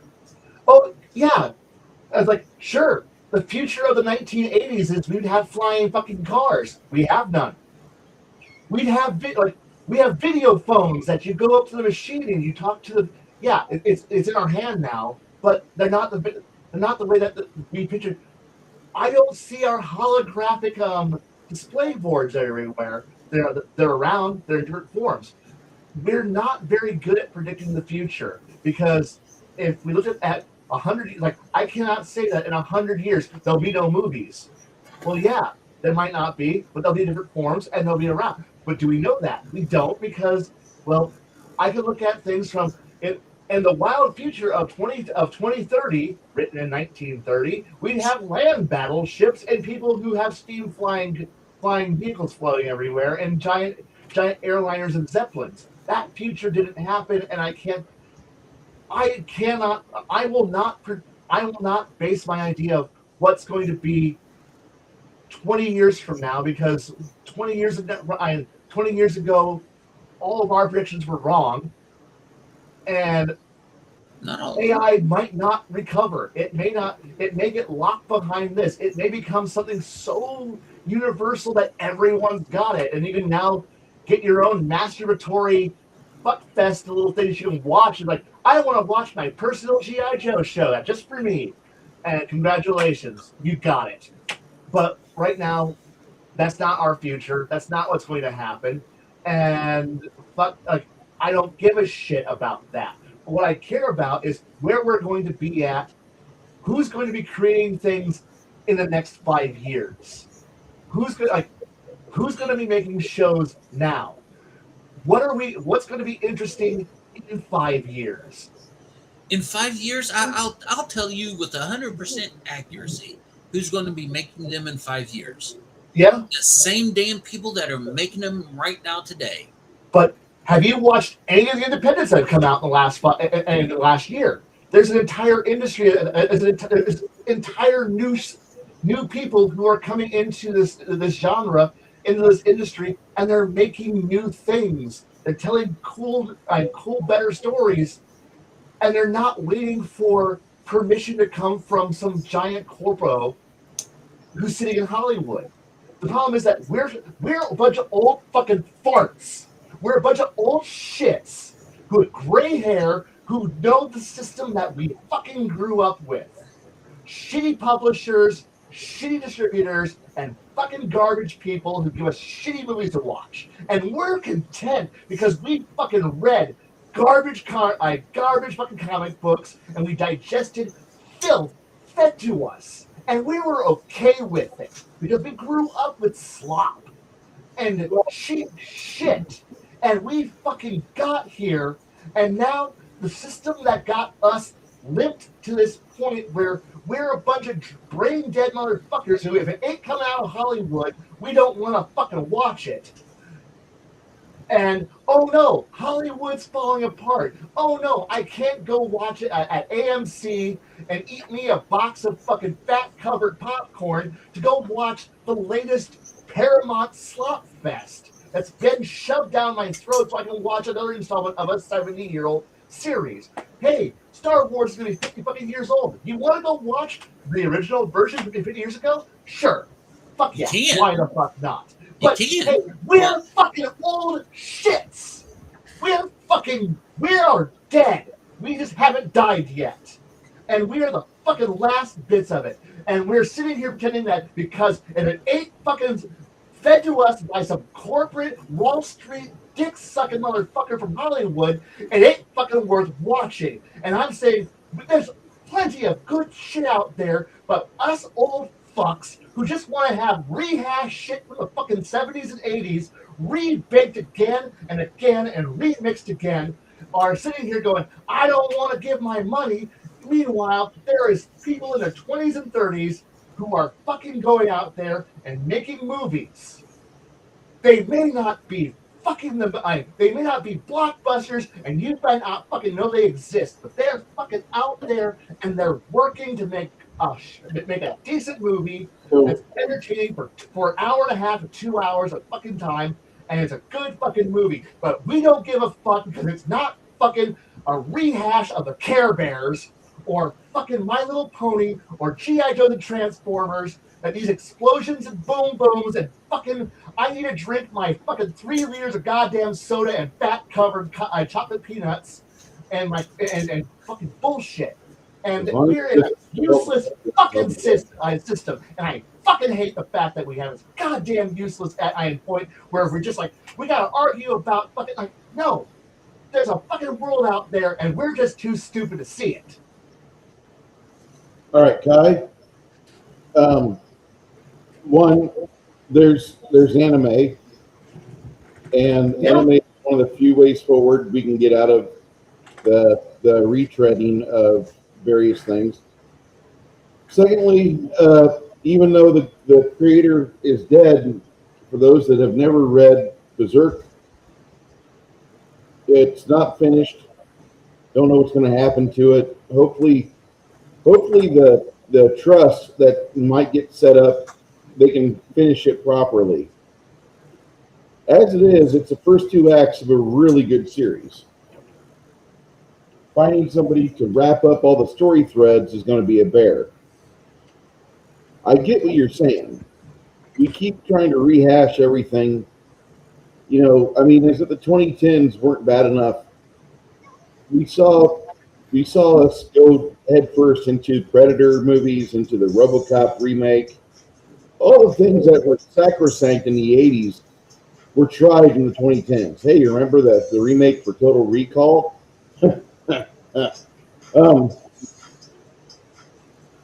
It's okay, man. I get your frustration. You know, guys that are our age are fucking up, and the guys that would be our kids' age are actually grabbing the ball and running with it. This is good.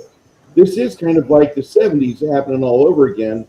Because in the 70s we had some real fucking barnstormers come out of Hollywood, pissed off at the entire system. You had guys like William Friedkin out there, who he made, what was it, The French Connection in 71. Nobody in Hollywood really gave a fuck about him. And whenever he was making The Exorcist, they're starting to take notice about shit. He was good friends with Steven Spielberg and George Lucas and Brian De Palma and Francis Ford Coppola. You got those 6 directors there that they defined the 70s. You know what they weren't? They weren't company people. But they still defined an entire decade with amazing product. And they set up things for the next 15 or 25 years, however you want to look at it. And as much as I like Brian De Palma early work, I don't like his later work. Okay, I can't get into it. But watching the trend that we're seeing right now, it looks like it's cyclic. Nothing's new under the sun. And your frustration, easy to understand. It gets better. The slate's wiping itself clean right now. That's what we need to embrace. We need to embrace the entropy of all this and not get upset if if something that we happen to hold near and dear to our hearts gets eaten into something that it had never had the original mindset or trajectory to turn into, but instead it's a transformer turned into something that, like, oh my god, it's going Mega Made from suck to blow, and we get stuck with it. Don't worry, it'll be out of conversations in about 2 weeks.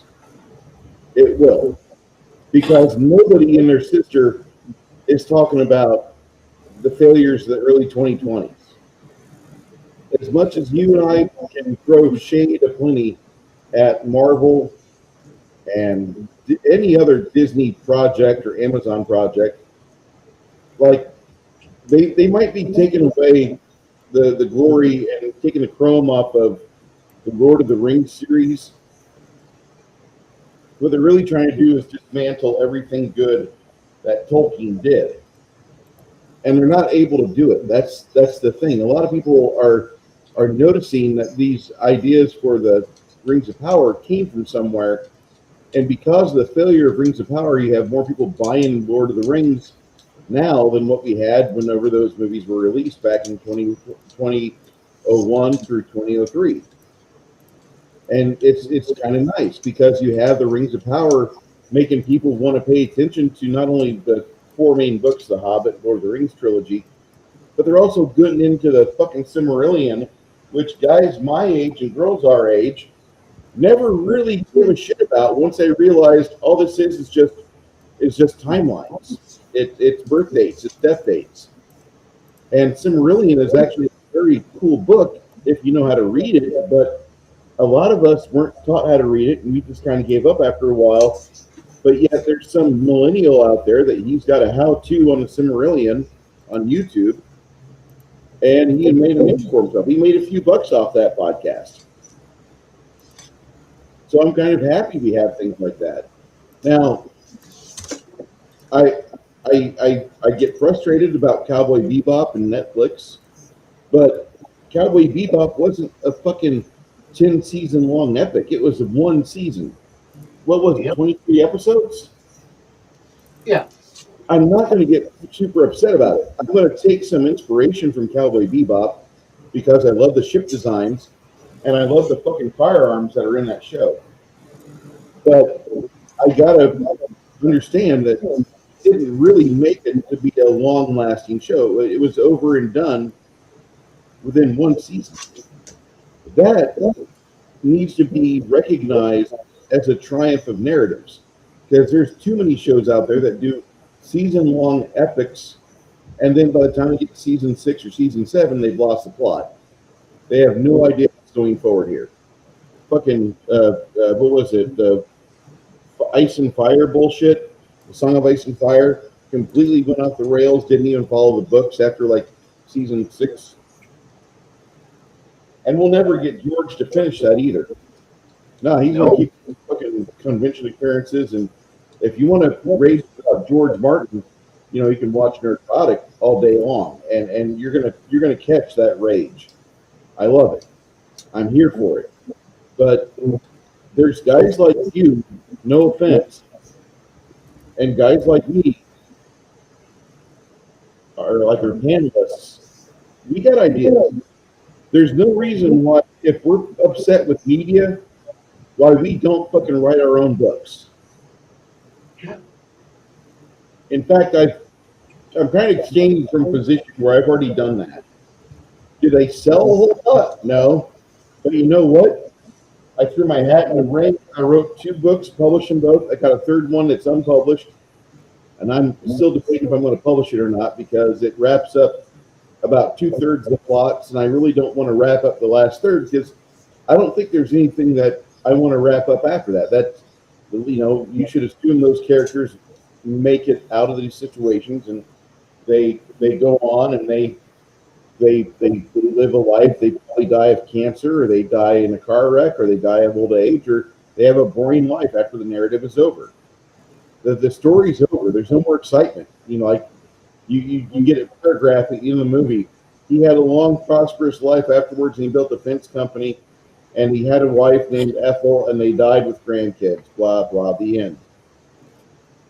In all honesty, if you guys are upset about movies and shit, well, we could rehash and remake or have a sequel of sorts or generation after of like what generation, next generation would look like without Wesley Crusher's kids on it.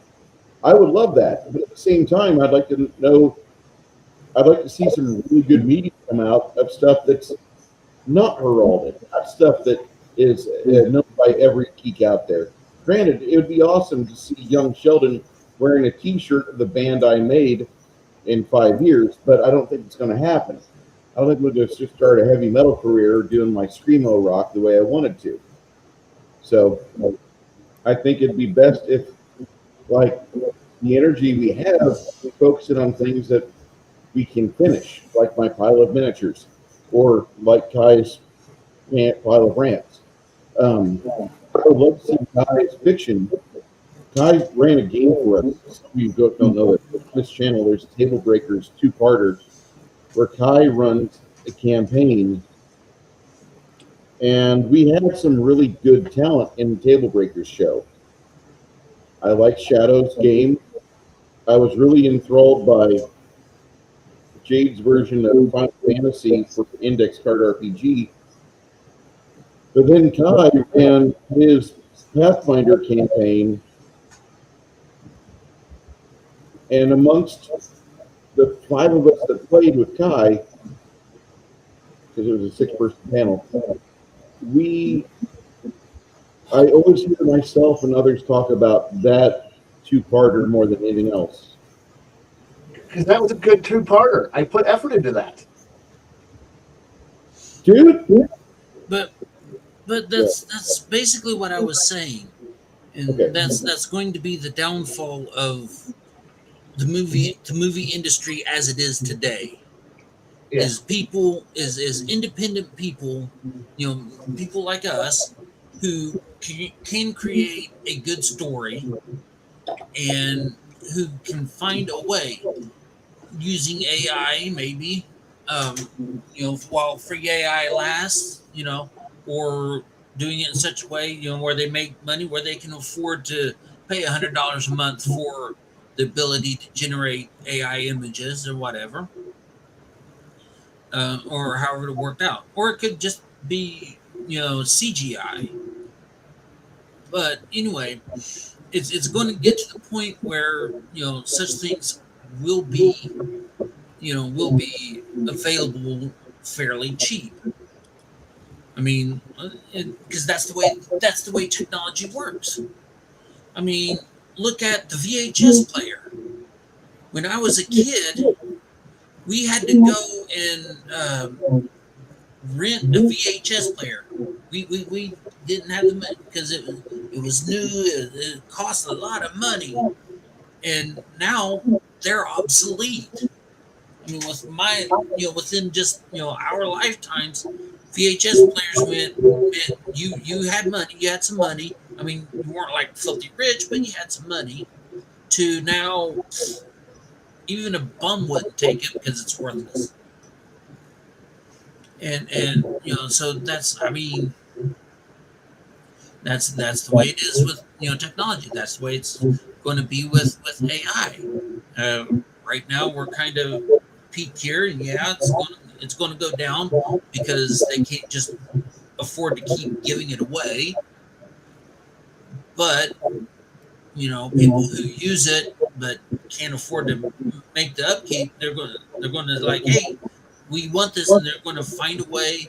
And between the companies finding a way to do it cheaper and the people finding a way to pay for it, there's going to be that equilibrium.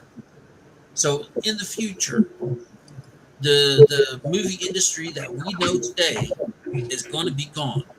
The days of us having to just take whatever crap they pump out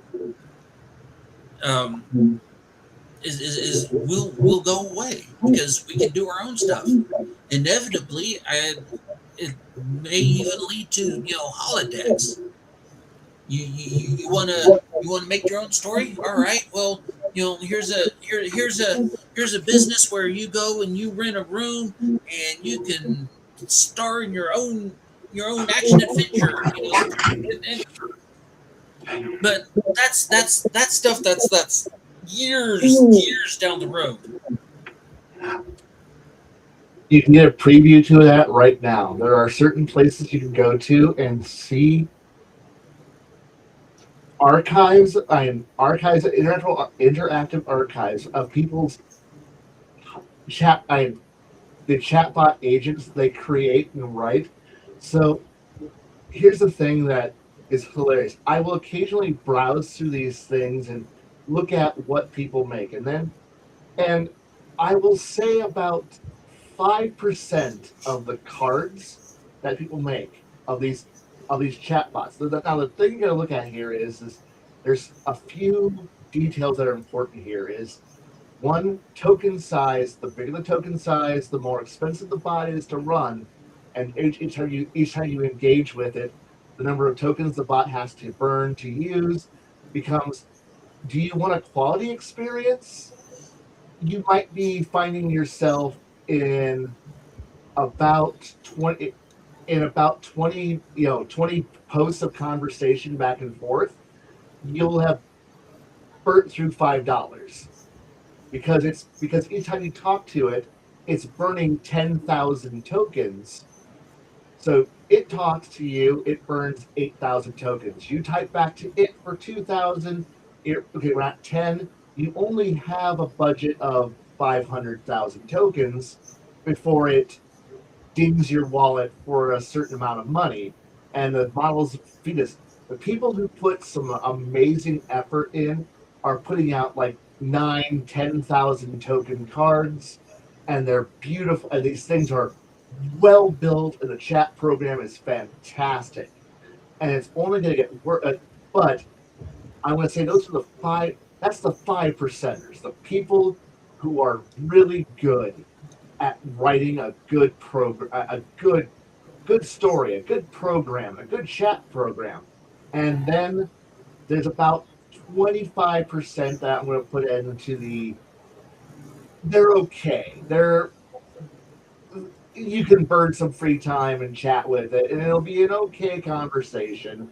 And then there's going to be, oh dear God, this is miserable, and because everyone thinks that they're fantastic until you read it, and then you kind of go, kind of like I know that with Table Breakers, I know that my game was phenomenal, but I also but in can it like in AI terms, my game was really good because I put so much effort into it. So therefore, it was one of those things that I came to the table with decades of intrigue and plot behind it. So in AI terms, I came in with a massive backlog of tokens, and that if you were to ask me to continue to do that, it would cost so much to get a machine to give what I gave out. And so the idea that anybody can go in. Well, the thing here is that um, most people don't put that kind of effort in. They're at best guiding an agent, and the agents aren't that good. Case in point was working. I am working with one of the top flight versions that came out of Anthropic. Anthropic's got one of the best models out there. Gave it a photo and just asked it to copy the photo and move it on the page. It tried, and it changed the photo. All I wanted the AI agent to do was move the photo on the page, and it redrew the entire thing, which means it's hallucinating and making horrible changes. This is the most powerful public model because I'm paying for that model to experiment, and it's constantly hallucinating and changing. It's not a consistent program. So here's the idea that, say Bruce wants a modern He-Man series, and suddenly He-Man's now wearing a toga rather than a furry loincloth. Uh, do you stop it and ask it to rewrite things?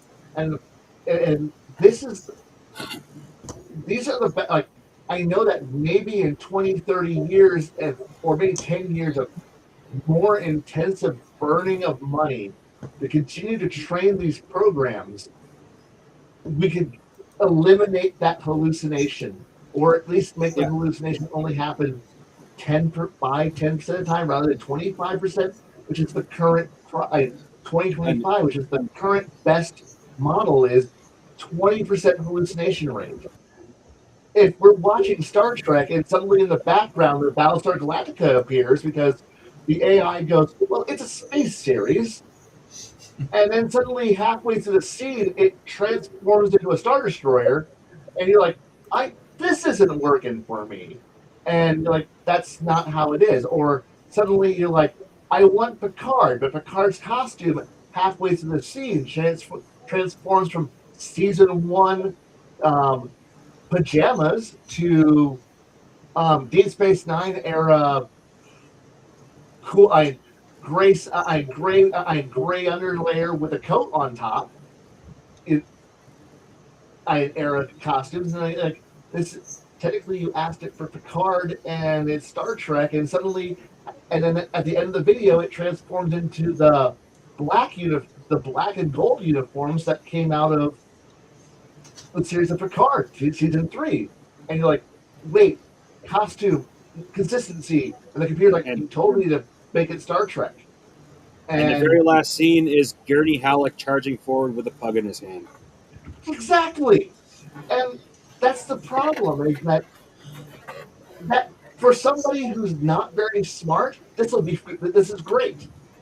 The problem here is that I'm smart, and I'm going to notice that I'm a nitpicker. I mean, I am a grade A nitpicker. I've been a nitpicker since I was a preteen, seeing points of when things are inconsistent. It grates against me, and I know there's people who are like me out there because there's books written for nitpickers to tear these shows apart. And AI is a weak crutch for lazy, stupid people because and you can trip up AI users by asking them simple questions like, "Hey, what is your character like? What is the character of your story's motivation?" Or, "Hey, why did you make a choice like this for why Nation B does this thing?" Now, to an author who actually is good and writes, they'll tell you. They will go into in-depth autistic levels of because they Okay. are passionate and they love it. And then you get to go and then you turn to the AI guy and go, "So AI guy, yeah, why does your airship look like that?" And they'll look at you like, I don't know. Or why does your kingdom do this? They don't know because the AI puked it at them, and they were. It's like No. I think what you're going to see is this splitting of the useless, lazy shits who don't fucking matter, and they never fucking mattered, just going off and watching their mental drivel, and then people who actually are fans of a genre making things for fans of the genre. And at that point, it's like, okay, cool. I'm okay with all of with my fandom shrinking down to 20,000 people who are passionate and care about listening to a 3-hour screed about the military industrial complex and why it's critical for why we nuked a planet in a sci-fi series. That is what I want. And I'm okay with this because AI can't reproduce any of that shit because AI will get facts wrong. AI will look at this massive database. I know because I'm working with an AI trying to get it to help me figure out math for a project I'm working on. I'm not asking it for anything creative. I just want it to just help me do math. And it has no, like, I fed it information and it cannot regurgitate any of the information back to me in a reliable fashion. So I'm not really wanting to use it but I'm already paying for it. I might as well finish out my subscription, and I don't like it, but because it's just like the people. It's not going to be this wonder tool that will allow idiots to somehow become savants, or people who are not good at shit to do a quality product. And you're just going to continue to see people who are good will be good. People who are shit will continue to produce fucking I'm gonna interrupt you yeah. because this is you've fallen into the same trap that uh, um, hardcore AI user. It's either all or nothing. And see, because I use AI, I use AI to generate images, and I use AI to generate stories. However,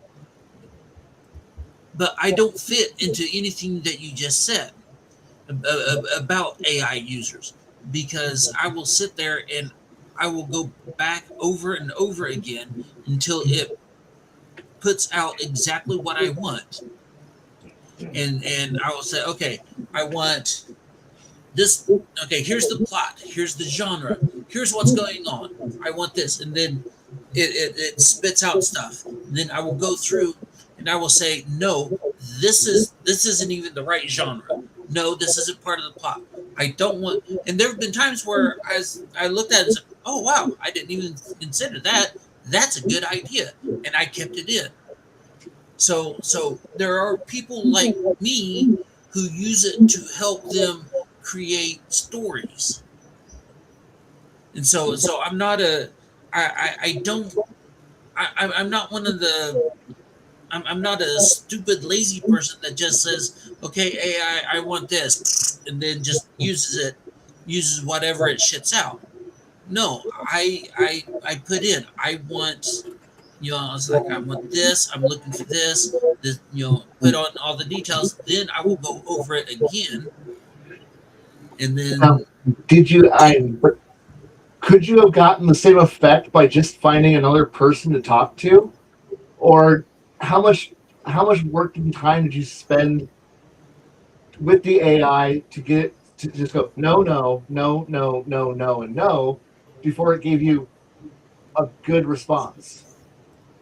I couldn't you just have just written it yourself at that point and then found somebody to help edit it at that point? It's like I've seen my problem is that I deal with too many people who like where it's supposed to be a time saver, but did it actually save you any time? And or could you have produced that without the computer aid? I mean, what I know that when I draw and then I upload to the, I'm just stating the fact that I have no skills in CG coloring. So I would I will never claim that I'm a CG artist by posting the AI artwork that's based on my own stuff because I didn't do shit. I did the line work and the computer did the rest. I'm not going to be say I'm a rendering artist. No, I fucking I fucking used a button and pushed it and then said computer make thing.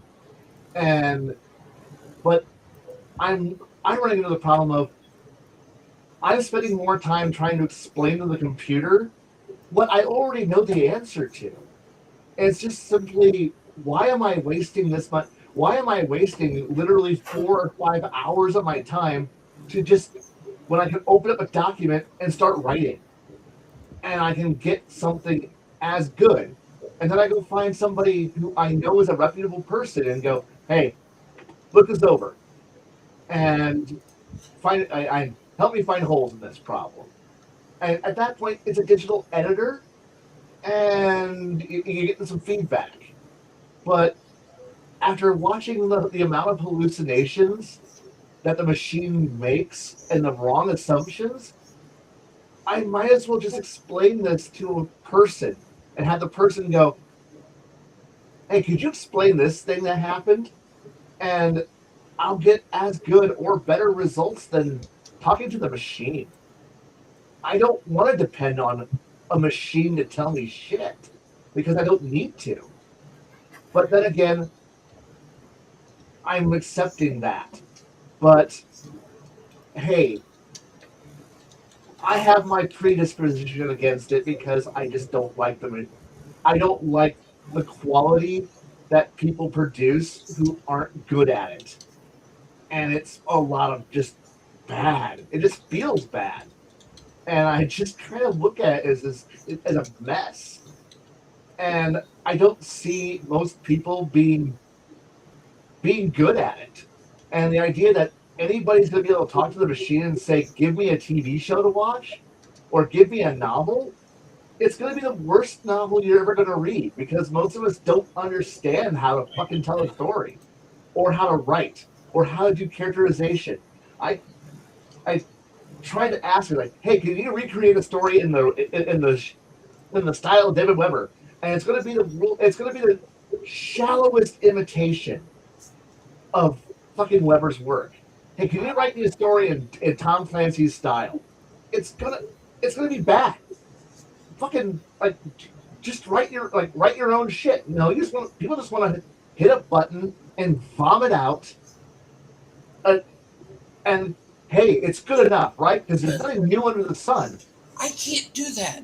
I can't do that because my brain works faster than my hands, whether I'm typing it out on a computer, writing it out on a notebook. And I can and I have to constantly slow down up here so that this down here can catch up. And by then I've lost that momentum and I can't do it. And working with AI helps me do that. Then okay, you might want to. I don't lose and I know I may be in the minority, but I know I'm not the only one. And it's just it kind of irks me whenever, oh well, you use AI, you're just being lazy. No, I'm not. Actually, it's helping me. Is it saving me time? No. Could it would take probably about as much time um, to hand something to somebody and have them edit it, but they're not going to do it for free. No. I can't afford to pay somebody to do it. And if I do find somebody that'll do it for free, they'll do it on their own time because they've got bills to pay, they've got their own life to live. Yep. And so they're going to, well, I'm not getting paid for this, so it can wait, and I'm getting paid for this, I'll do this now. And so so probably yes, in the long term it has saved me time because I get a instant feedback through AI as opposed to handing it to somebody that I'm not paying. And I'm not going to be mad at that person because I get it. I would do the same thing. This year I'm not getting paid for. It can wait. I've got bills to pay, mouths to feed. Yeah. Mouth. Maybe I've I'm working with it. I've just been the level of consistency because that's what I want. I want a consistent, improving system. But the problem here is that I cannot get consistency. Art, people either the models don't generate good artwork. The models don't generate consistent designs. You can see where I can feed it. I can feed something all of the source material possible, and it still produces a mutation that looks terrible. But to to ignorant fucks who are unskilled, just losers, they're okay with it. They're okay to vomit out this picture, and and they're using this a generic common model that doesn't have any character or fluff. But hey, it's the current meme format for the artwork, and you can instantly tell it's AI. You didn't put any fucking effort into it, and because of the fact that it cannot stay consistent, where you got to constantly babysit it to remind it that no, this is the truth. But I thought, no, this is the truth. And you can actually ask OpenAI, and you can ask Anthropic's models to say, walk me through the steps that you're using to reason this. And you can watch its thought process. And then when you spend more than half of your time reminding the machine, no, the kingdom is called this, the economy is called this, does this, and this is how things look, this is how things act, and then the AI forgets or mutates it, and you're constantly sitting here going, no, no, no, and then suddenly a key thing that you said, suddenly the personality changes on a character, or something that was supposedly dead magically reappears, and you're sitting here going, no. And that's for me, that's just a complete.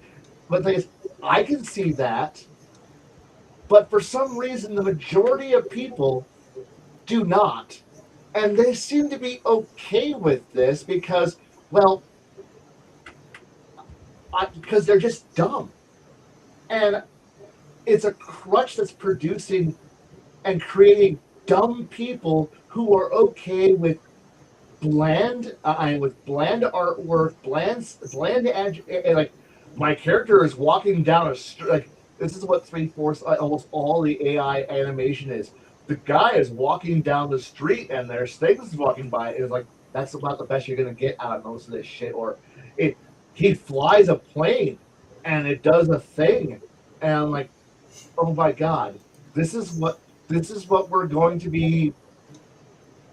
I The amount of work it requires to get these things to be good is beyond the grasp of it, and maybe it's just simply me For looking at now, going, most for people now, are, yeah. the technology will improve. It, It'll get better. Now the technology will improve. The people describing things into the AI are not. I want you to do me a favor, real quick. Yeah, Go into the Discord. yeah, Go into the D100 Discord. yeah, Look at memes. You see that? yeah. I can see that. That's one of my AI creations. I thought of that. I'm going to create the stats and everything. I'm going to put it into the world of Rifts. I did it for Rifts, and that's, I mean, and I had to work at it. You Yeah, know, and I found that, like, started with the broad strokes. Okay, I want a leopard with dragon style wings walking through a forest. mm-hmm. And oh my god, the first thing that popped out. I mean, technically. So, okay. So I said, okay, no. Change the wings to this. Get rid of the dragon tail. Make it look more, you know, you know, make the tail not look so dragon-esque. And Yeah. So I'll and take it so back. Like, I so had to work with it for a while, and I eventually got that. I like it. yeah, I think it's cool. I'm putting, like I said, I'm going to put that in a risk game. Whenever I run a risk game, expect to see that thing. yeah. So I'm glad that you actually have a good grasp of the tools and can make it work. My problem is that I guess because I spend too much time with social media and with other things, I'm seeing the AI vomit trash, and it's on YouTube where it's here's a pretty picture of some swirling stars, and it's like low effort, and this is what's acceptable because a bunch of well people who are barely people are abusing these tools and using it just using it, and it's just kind of crap. And I don't see any of this reply because YouTube is fucking overflowing with bad information, AI generated slop. That's everywhere, and it's forcing all the good things that people having good conversations, people who put effort into factual information, narrating their own stuff, writing up cool stuff, making all this, making stuff like your winged cheetah, which is actually kind of cool. Actually, it's actually a nice little design. I mean, it is a good design. I like it, and that's but we're getting wiped, just buried under all this cheaply generated shit that some indie some AI twerp who's like, I can just fucking like, I can make money by slopping the internet together and waiting for bots to go watch it, because we're kind of in the dead internet era of shit. I mean, I know that I've had a couple of years of doing AI artwork, and it's kind of fun, but I'm not gonna post any of that shit anywhere, because that's just like fucking my private. It's for my private games and my private works with people who I write with, for helping do character and setting background information and neat stuff. The stuff will never get shown to anyone outside our little group. It's but I'm not I'm not a slot generator, and I also spend fucking hours agonizing over this and then hating the fact that I will get one picture that's perfect and then never get it to recreate that picture and to take that picture and make it reproducible ever again, and it sucks. Anyway, we're way off topic, and I think I'm a little tired for the night. I'm sorry. Yeah, that's You're good.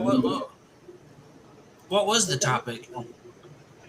We're so far off base, I have no clue anymore. David, do you remember a topic?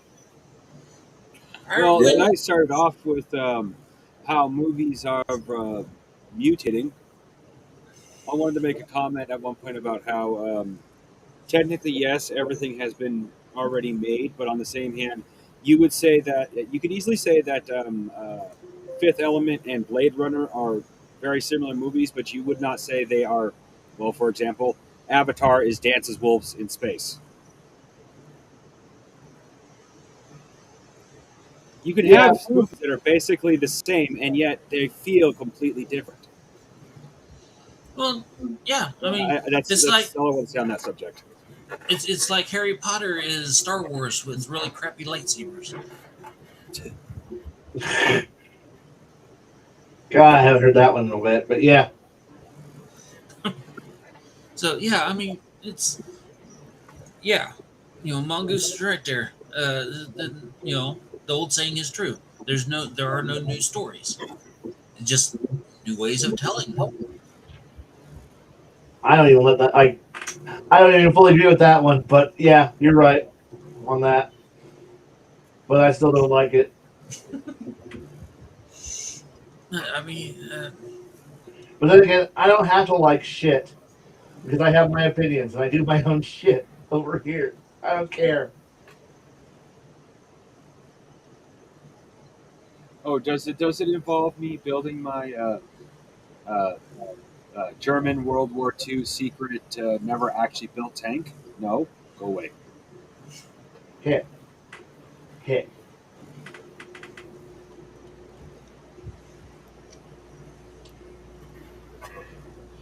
So I would ask, what are we going to do about the owlbear overpopulation?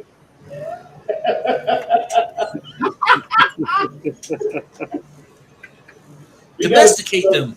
We got to do something to Janet to make her, to have her watch that. And that was 4 hours. There's some parts. That was 4 hours of insanity. That is for sure. Owlbear overpopulation, huh? Nerdy. Well, we come across an egg in the forest, and Nerdy decided it was time to try to tame one. Okay. I tried. I put in the effort, but ultimately had to give it back to its mama. Yeah. Oh well. It happens. I know. We don't want to give up the pet. And it was a pet.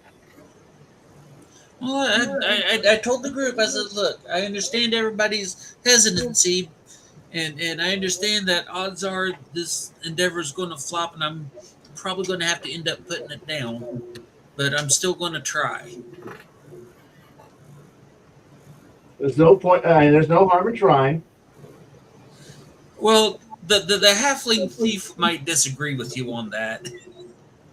Well, Apparently, apparently there's a halfling thief hiding in the shadows, waiting to rob us, and the owlbear caught it, and well, gnawed on its arm for a little bit. And it may be addicted to oatmeal cream pies. eh, it's a small price to pay. You ever see that video creator that he's in the forest and he's got a bull named Rufus that he uses as his enforcer for the herd?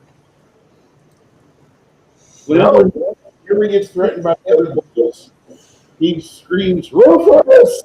And then he offers that Rufus a fucking oatmeal cream pie from a box of little heavies.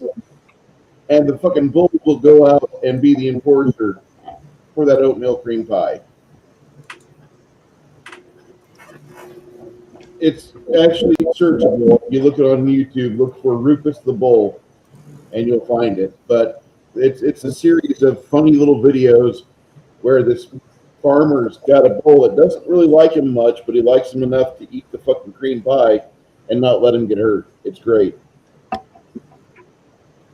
Okay. Recommended. Recommended. And seeing this the family in action is just funny.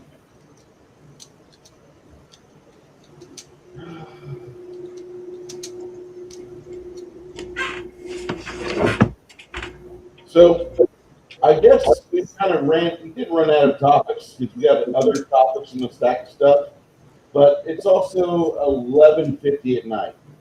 Not really wanting to move into another set of topics. David, do you have anything you want to wrap up before we get out of here? Because we didn't talk a whole lot, no offense.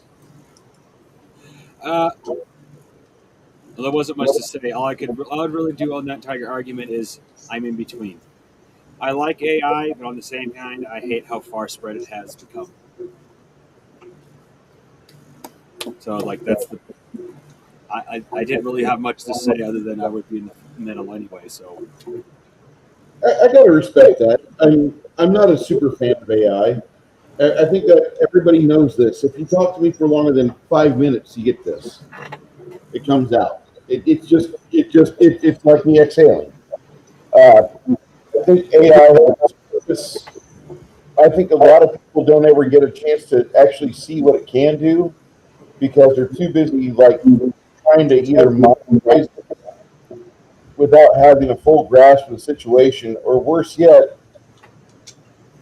they they're like me and they just do an early dismissal. They're like, "Fuck it, I'm not worried about this shit. By the time this is usable, by the majority, it'll be useless." And congratulations for those of you that are going to use AI to predict how stocks rise and fall, and you can make millions of dollars without having to literally leave your house or get dressed. Congrats to you.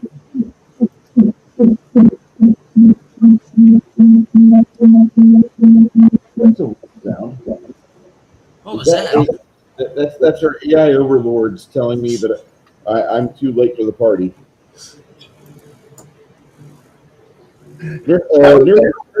Well, I'm in. What is it? Dissension? Is that the right word? AI is a tool. It is a useful tool. It is a tool that can be abused by tools. And if you're a tool that abuses it, then, well, you suck. You're just making it harder for the rest of us. Please stop. If you suck, just admit you suck. And stop. Make way for the rest of us. Thank you. I Welcome gotta to say, my I TED suck. Talk. I gotta say, I suck. If you ever read my books, you understand just how much I don't believe in editing either, and that can be a problem if you're a writer.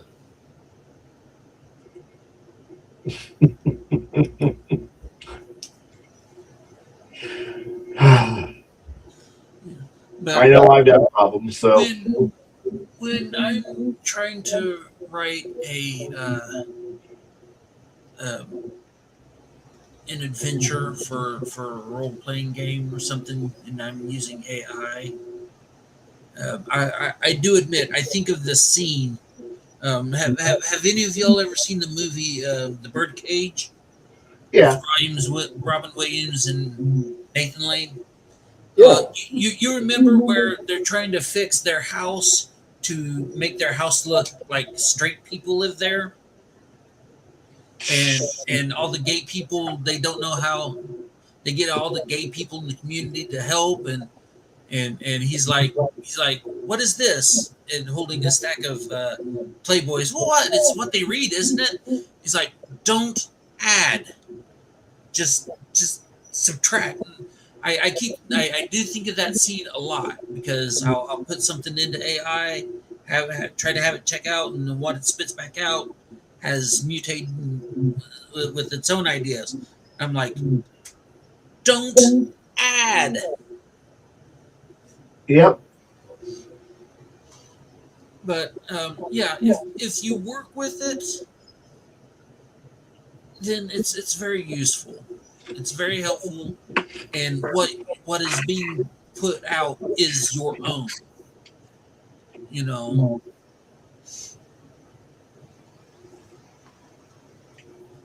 and but if you just it's like give me a story about an orphan boy who's raised in a cupboard.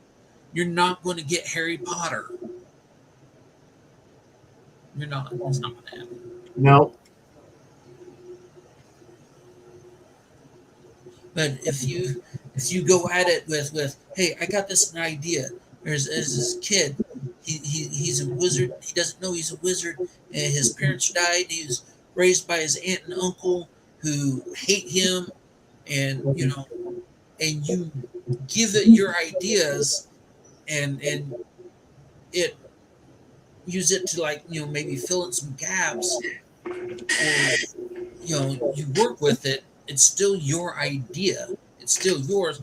Yes, you're getting help from AI as a tool, but it's still yours, and it still could be good. Okay. I think I'm that's Nerdy Ogre, and thank you for coming to my TED Talk. to wrap up for tonight.